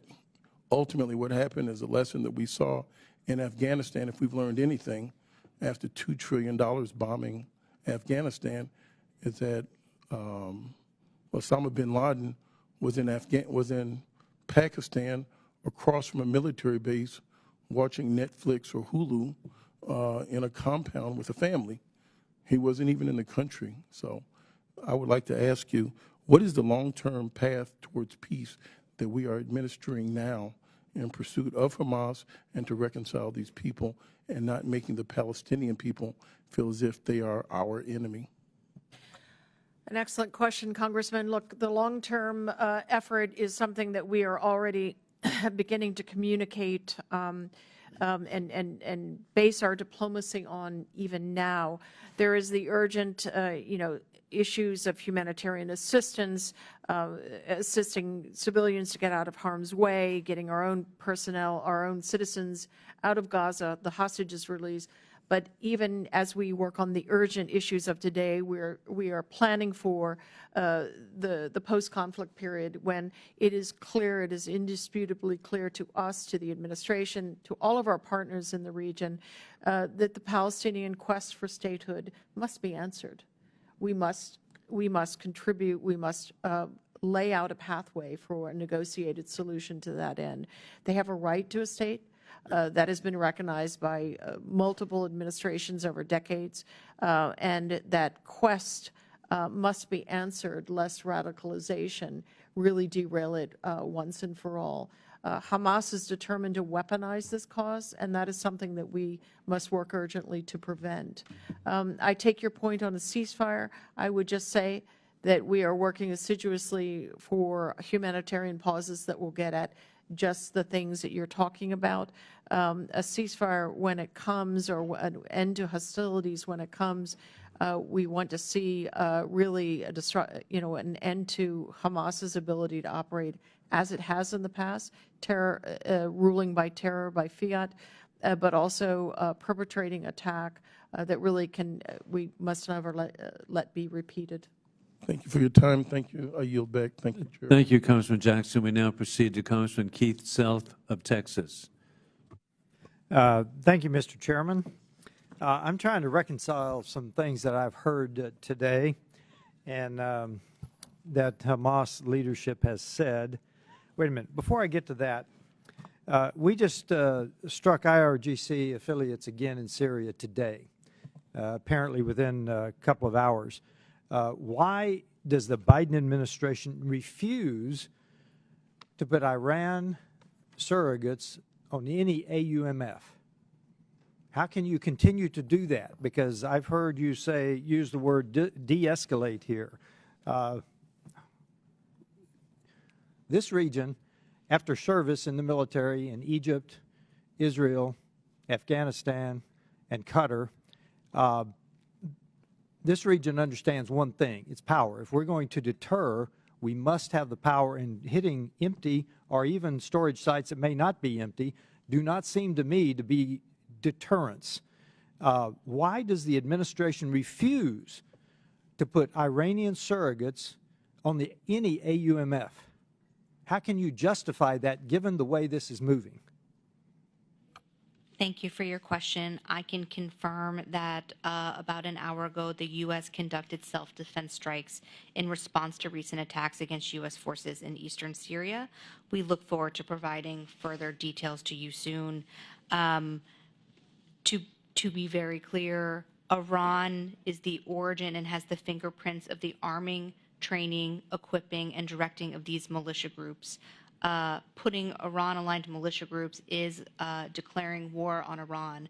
Our objective in the region is to prevent war, to prevent escalation. Wait a minute. Did you just say that putting them on an AUMF is declaring war on Iran? It is requesting the authorization to use military force against Iran-aligned militia groups. The president has directed self-defense strikes under his Article 2 authority. Our approach to deterring Iran is both the significant increases in U.S. defense posture combined with the demonstrated willingness to use force in self-defense, as well as robust diplomacy and other tools to compel the senior leadership of Iran to direct its processes to stop attacking U.S. forces. Let me do a comparison.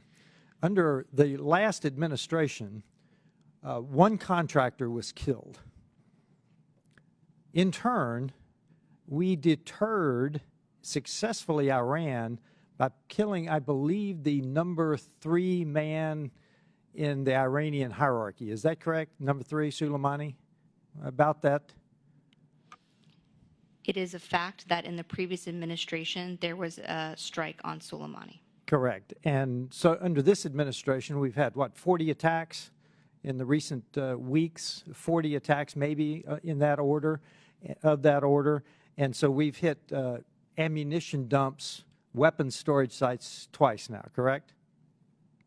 President Biden directed self-defense strikes against facilities in eastern Syria affiliated with and known to be used by the IRGC. Right. Okay, I want to go to my main line of questioning. We've got a minute and a half. Do you know where Ismail Haniyeh is in Qatar? Do you know where he lives? Does Qatar know? Yes, yes, of course, they speak with him. And why does Qatar allow him movement to Iran and back in the last few days? And also, why did they allow Iranian hierarchy to come visit him in Qatar? Why is that? I can't, excuse me, I can't speak to the discussions that the Qataris have had with the Iranians, other than I think they are attempting to use every channel they can to get at the issue of the hostages, including via Iran. Well, Secretary Blinken said there can be no more business as usual with Hamas.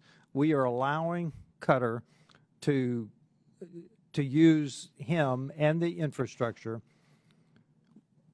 and they're not having much success, and frankly, I don't think they're going to. So if we're going to have a new reality, and then I go to, I understand releasing the hostages, but when I hear Hamas leadership say, we will do October 7 again and again, when we hear them say, I believe it was today or yesterday, they are seeking permanent war because they've said, one of the reasons they kicked this off is because the Palestinian issue had disappeared.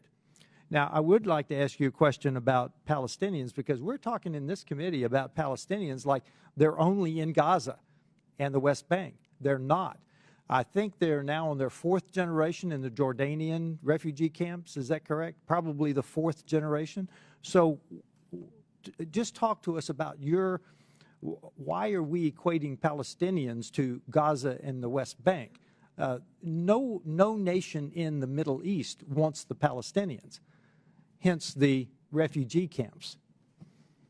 Well, I guess the way I would characterize the general perspective of all the governments in the Middle East, to my knowledge, they all support the creation of a Palestinian state and for the Palestinians to govern themselves in that state.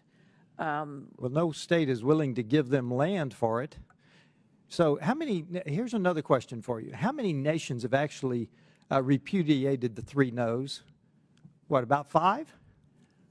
No, I'd have to think about that, but no, more than 5. More than 5, okay. Yes, because, I mean, you've got Morocco, UAE, Bahrain, Jordan, Egypt. That's about 5. UAE. And then de facto, you have several other countries that work very closely with Israel openly on different matters. Yeah.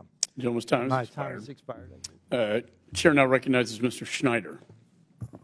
Thank you, and I want to thank the witnesses for your patience with us here today. A couple of real quick questions. When did Israel pull out of Gaza?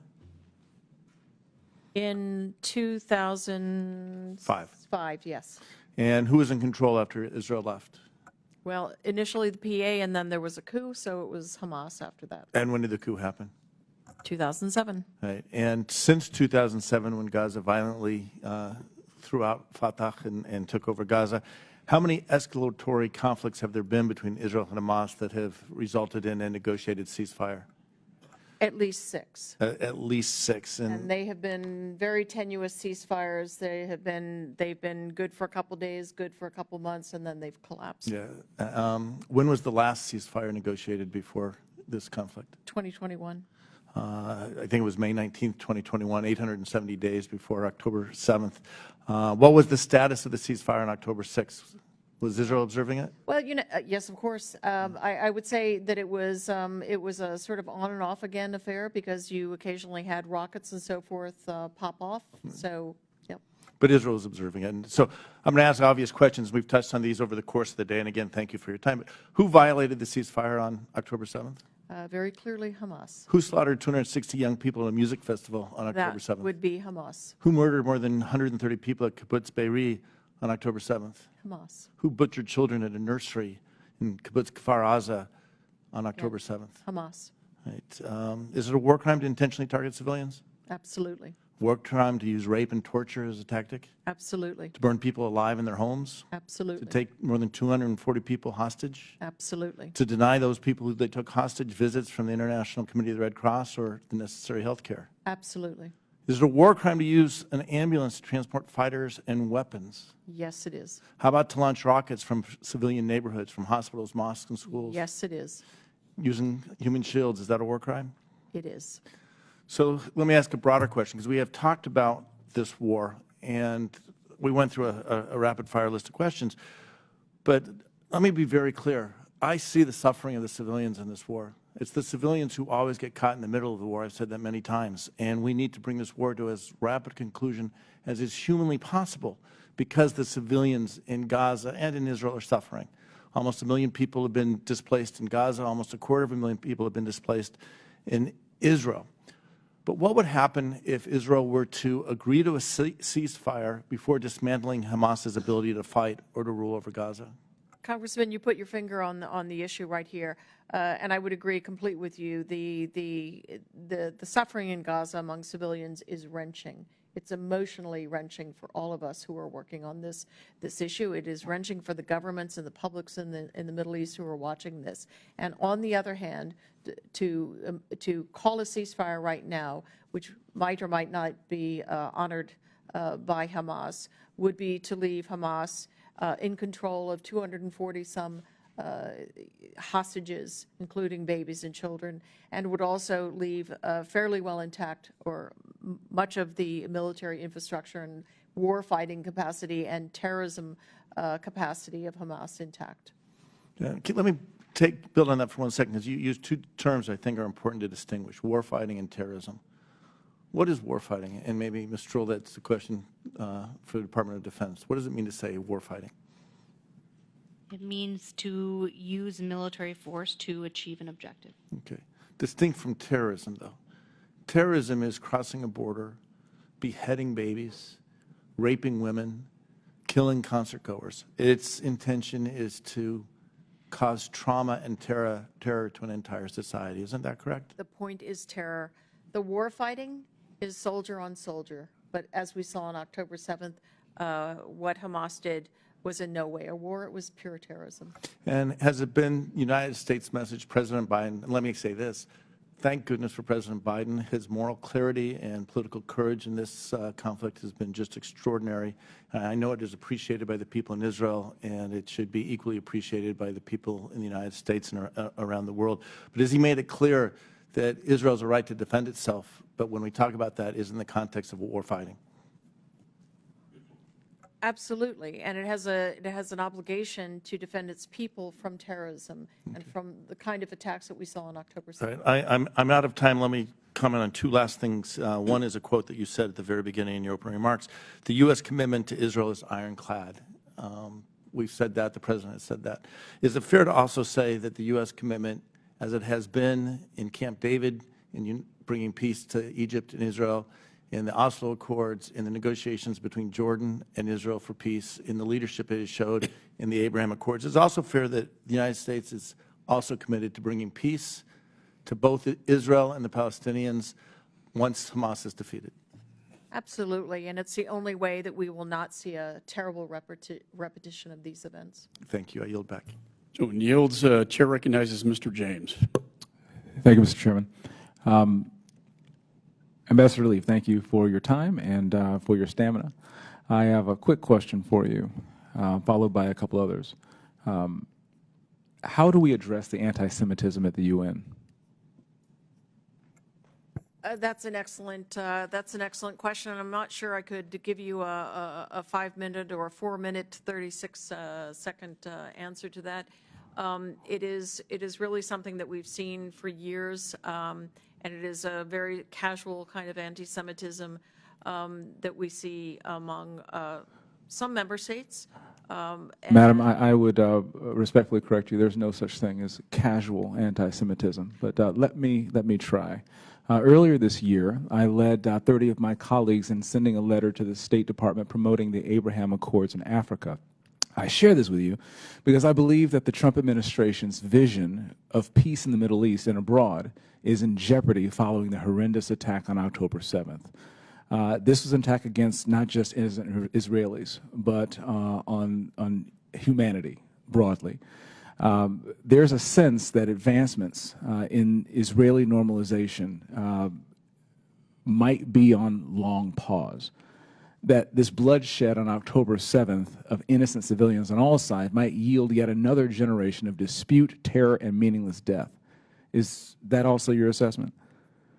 Oh, there's a great risk of that, yes. Okay. So, Ms. Stroll, the Abraham Accords, I believe, was our best diplomatic strategy to box out Iran and to show the world that American leadership can truly lead to peace, which we've done so many times in our great nation's history. Part of what we're seeing with the United Nations in the destabilization that is being fomented by Russia and China is that they are trying to break the global South away from alignment with the United States that impedes our interests abroad and threatens America and our allies. The progress that was meant to be made instead of launching bombs and firing bullets through extending the Abraham Accords to Africa, we could exchange culture and forge partnerships. Since the future is unknown on how the gaps will be bridged between Israel and the Arab world, how best can we avoid further entanglements with Iran and its proxies if we don't take steps like the Abraham Accords that have already worked to curb the growing spheres of communist influence emanating from Beijing and Moscow through Tehran right now?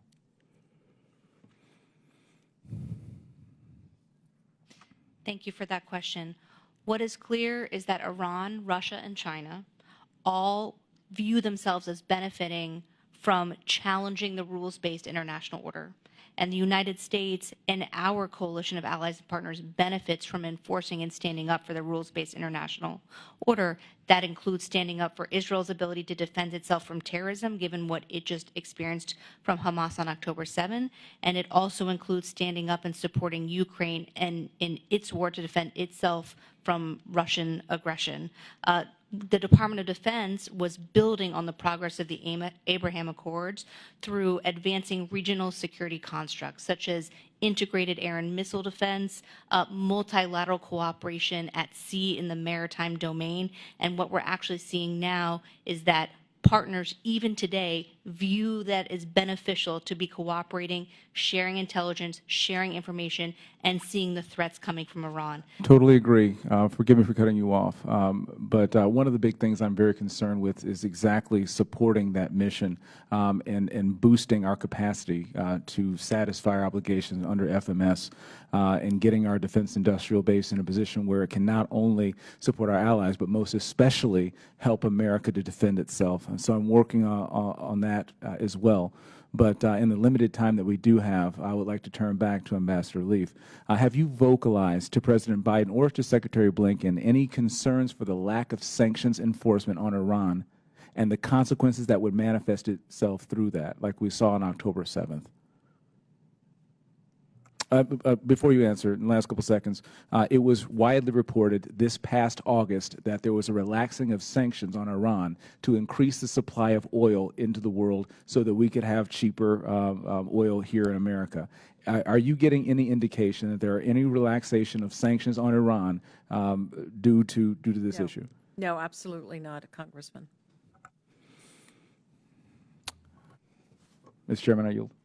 Gentleman yields. Chair recognizes Ms. Kamlager-Dove. Thank you, Mr. Chair, and thank you for being here today, witnesses.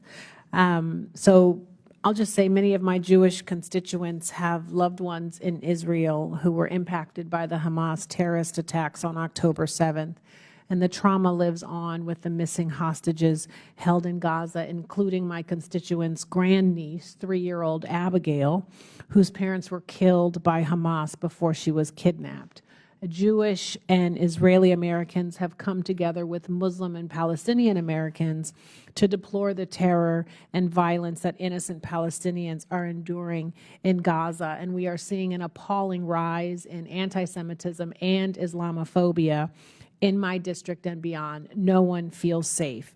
I want peace. I think we all want peace. I hope we all believe that all people have the right to live with dignity, self-determination, without fear of extinction.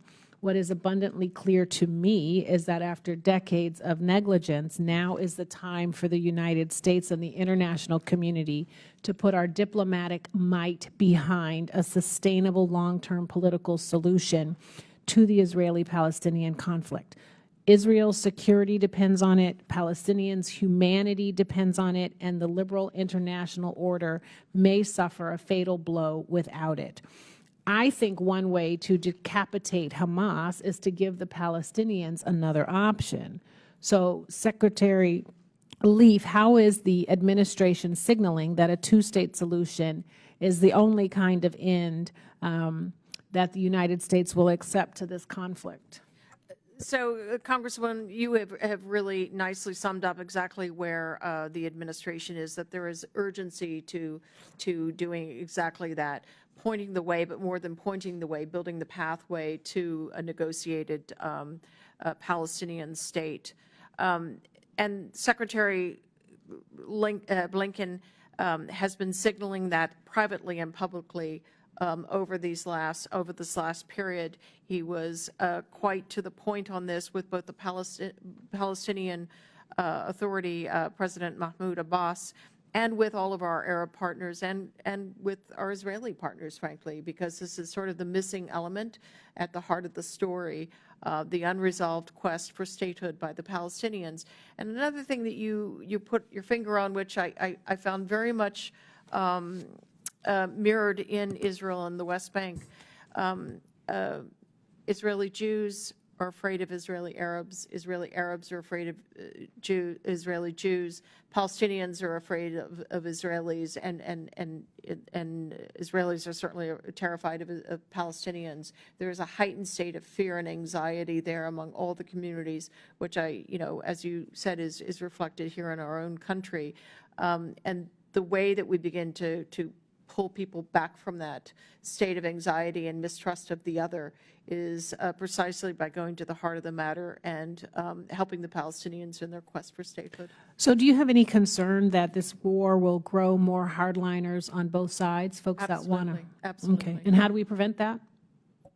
Getting the conflict to an end as rapidly as possible, and making sure that Hamas is driven out of business. And I would just say that the secretary has a sort of turn of phrase about this. He said you can not completely, you can destroy a military capability, a terrorist organization, but you can't kill an idea except with a better idea, and that's Palestinian statehood. So we talked about, you know, getting rid of the Taliban from Afghanistan. That has not happened. So we talk about, oh, we have to completely destroy Hamas. How does that happen? Because like you said, you cannot destroy ideas.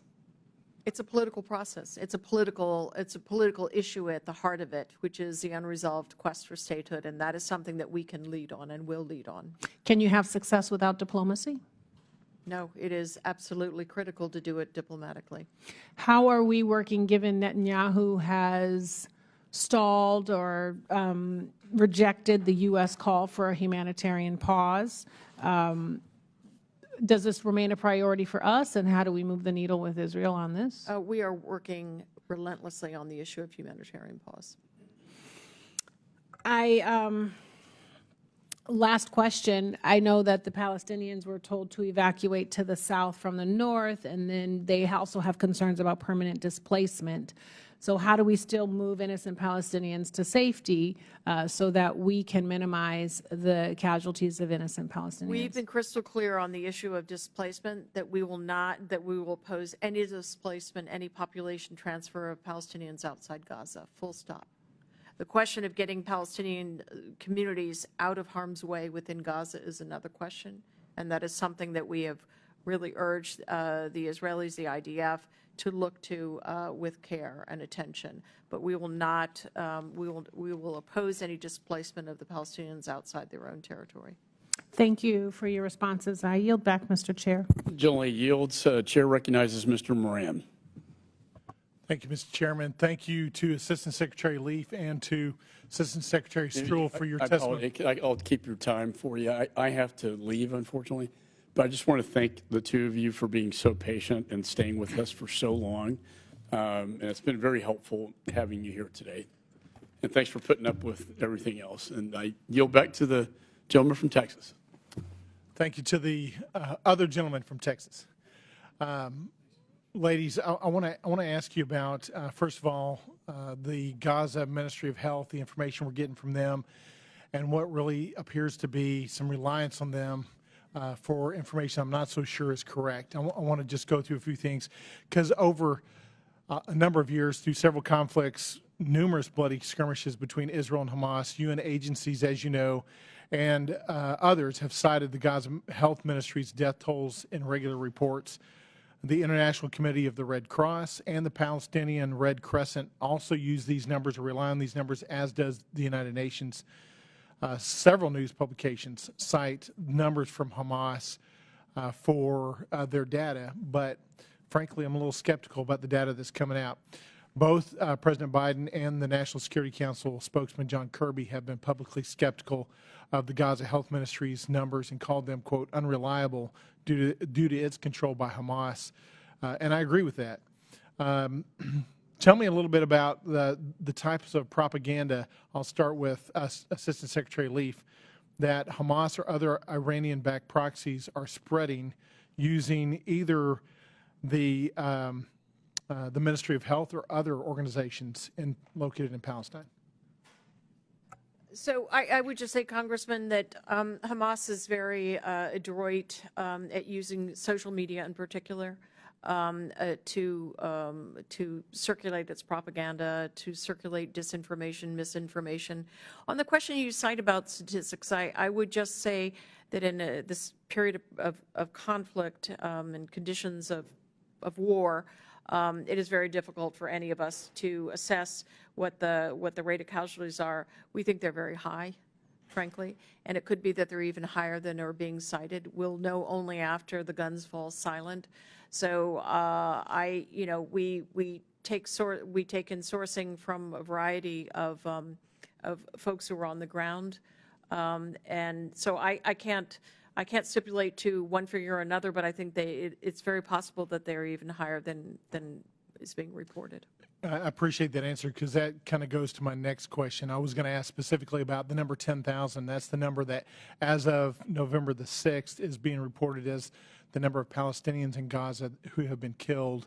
And my question to you was going to be, do we think that number is higher? Do we think it's lower? Do we have any visibility? Do we have any reliable information that would give us some indication one way or the other on that number? I mean, as I say, we have a lot of different sources from people that we know that are on the ground, that are NGOs and others who are operating there, UNRWA and so forth. And I think we'll only have a faithful figure at the end, tragically. But I would just say, when as a point of comparison, Gaza Strip is about 25 miles in length and 7 to 12 miles in width, and you've got 2.2 million or thereabouts people compressed into a piece of land that is, well, it's comparable to Rhode Island, I guess, but I think Rhode Island is actually a bit larger and is half the population. So in these extraordinarily dense confines, it just stands to reason that there are very high casualties. In my last minute, I want to switch gears and ask both of you about Iran's participation. Early on in the assault, it appeared that there were advanced missiles and drones targeting civilians and civilian infrastructure used by Hamas. Information that's come to me indicates that it would be Iran that really has provided that to them, either as a proxy or directly. And so what is it that we need to be doing to push back against Iran's participation in Hamas's terrorist attacks that started October the 7th and continue to today? So the question of direct Iranian involvement in that operation is still a question that analysts are looking at very closely. I heard a variety of opinions from intelligence services when I was out in the region, with some officials saying that they found that even the political elements of Hamas were clearly in a state of surprise on October 7th, that this was a very siloed operation, and that other elements of the so-called Axis were in the dark. All that said, it's fair to say that Iran set the table for this in the years of support it gave to training and lethal aid and finances to Hamas and to other elements of the proxies. We need to strangle the financing. The weaponry, a lot of that has apparently been manufactured on site in Gaza, underground. So there's been an enormous amount of smuggling. We're very dedicated to the proposition of helping Egypt do what's necessary to really tighten its border controls and its screening. Thank you, Assistant Secretary Leaf. Assistant Secretary Stroll, you got left out. I'm so sorry about that, but ma'am, I appreciate both of your time today. And Mr. Chairman, I yield back. Thank you, Congressman Moran. We now proceed to Congressman Tom Keene of New Jersey. Thank you, Mr. Chairman. On the morning of Saturday, October 7th, Hamas launched the most brutal and expansive surprise attack on Israel since the Yom Kippur War 50 years ago. And while these attacks may have been perpetrated by Hamas and Palestinian Islamic Jihad, let's not forget that the real architects and motivator behind these actions is Iran. I, like many in this committee, support Israel's right to self-defense and stand ready to ensure that it has whatever it needs to ensure its survival. I, like others on this committee, share the concern that any pause will only allow Hamas to continue in its terroristic activities, and we need to be united in our efforts to ensure that we defeat the evil that is Hamas.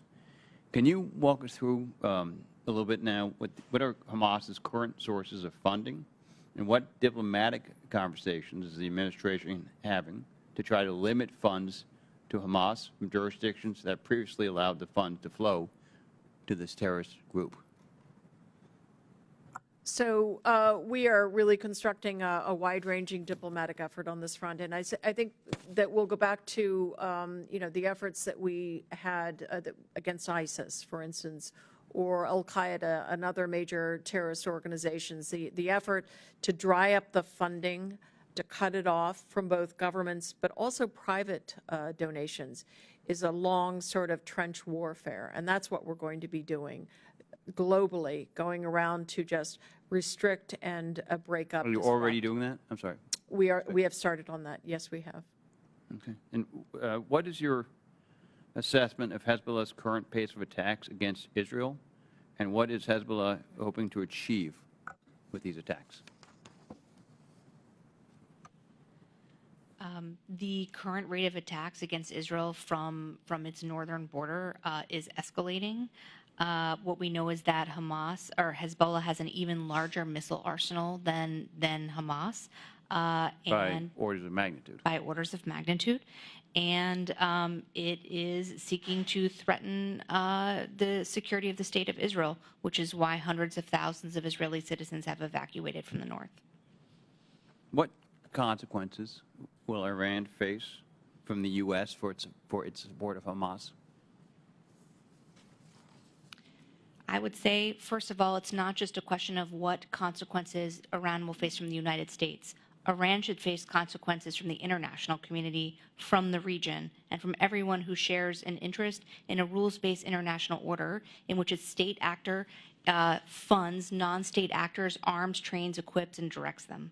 So it's not just only about what the United States is doing, which is demonstrating a willingness and readiness to use military force multiple times in this administration and most recently only an hour ago, as well as the increases in force posture, the robust sanctions implementation, and the diplomatic coordination. And we're urging all of our allies and partners as well to impose consequences and costs on Iran for its support for terrorism.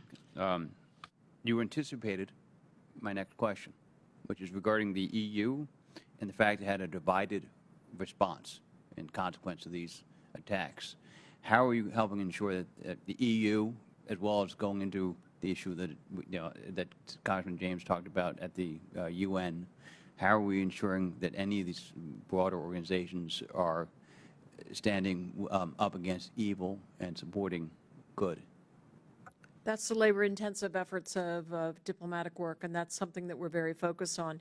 As my colleague said, I would put it in the way that I did with a number of our partners as I worked around the region this past several weeks. This crisis really illuminated starkly for all of them what they all knew intellectually, or they knew through their intelligence, which was Iran had this architecture of proxies.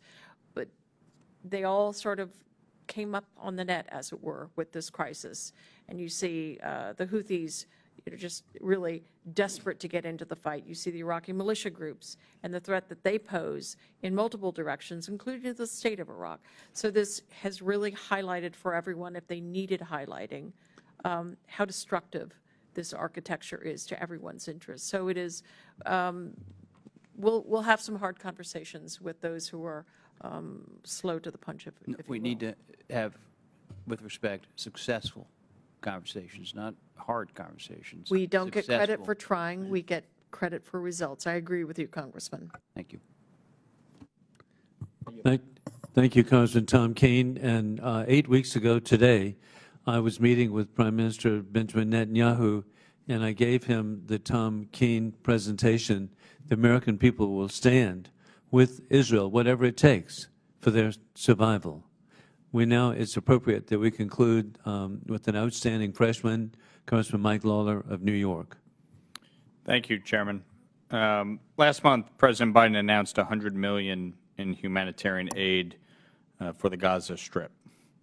Obviously, no one wants to see innocent life lost or impacted by the ongoing conflict.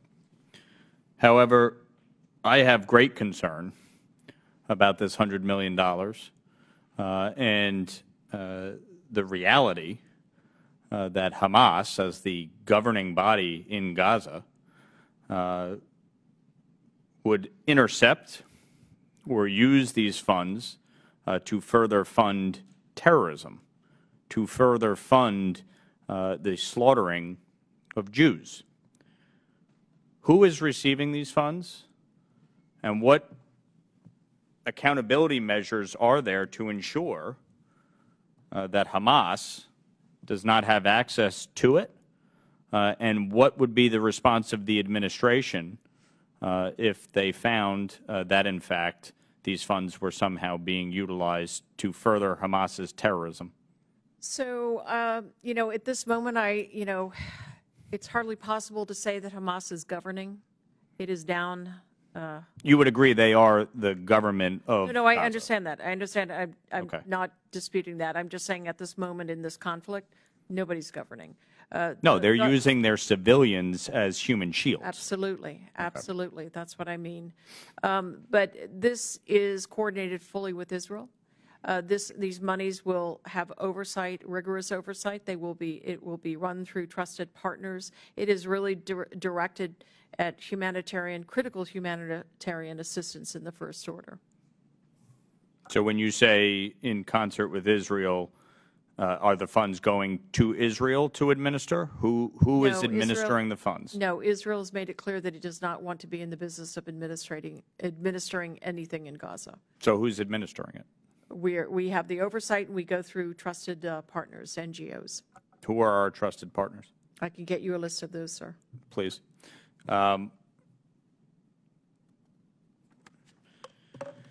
In terms of Iran, it is clear to many of us, including from reporting by the Wall Street Journal, that Iran played some role in the lead up to these attacks, that Iran has continually backed and funded Hamas, that the stated intention ultimately is to wipe Israel off the face of the earth.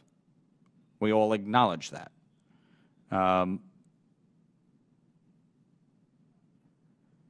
Do you believe that the administration is prepared to hold Iran accountable, and in what way?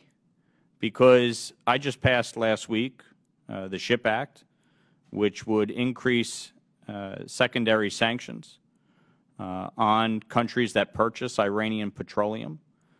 Since Joe Biden took office, Iranian petroleum sales and the revenue thereof has increased by 59%. What is the administration doing to hold Iran accountable? Thank you for your question.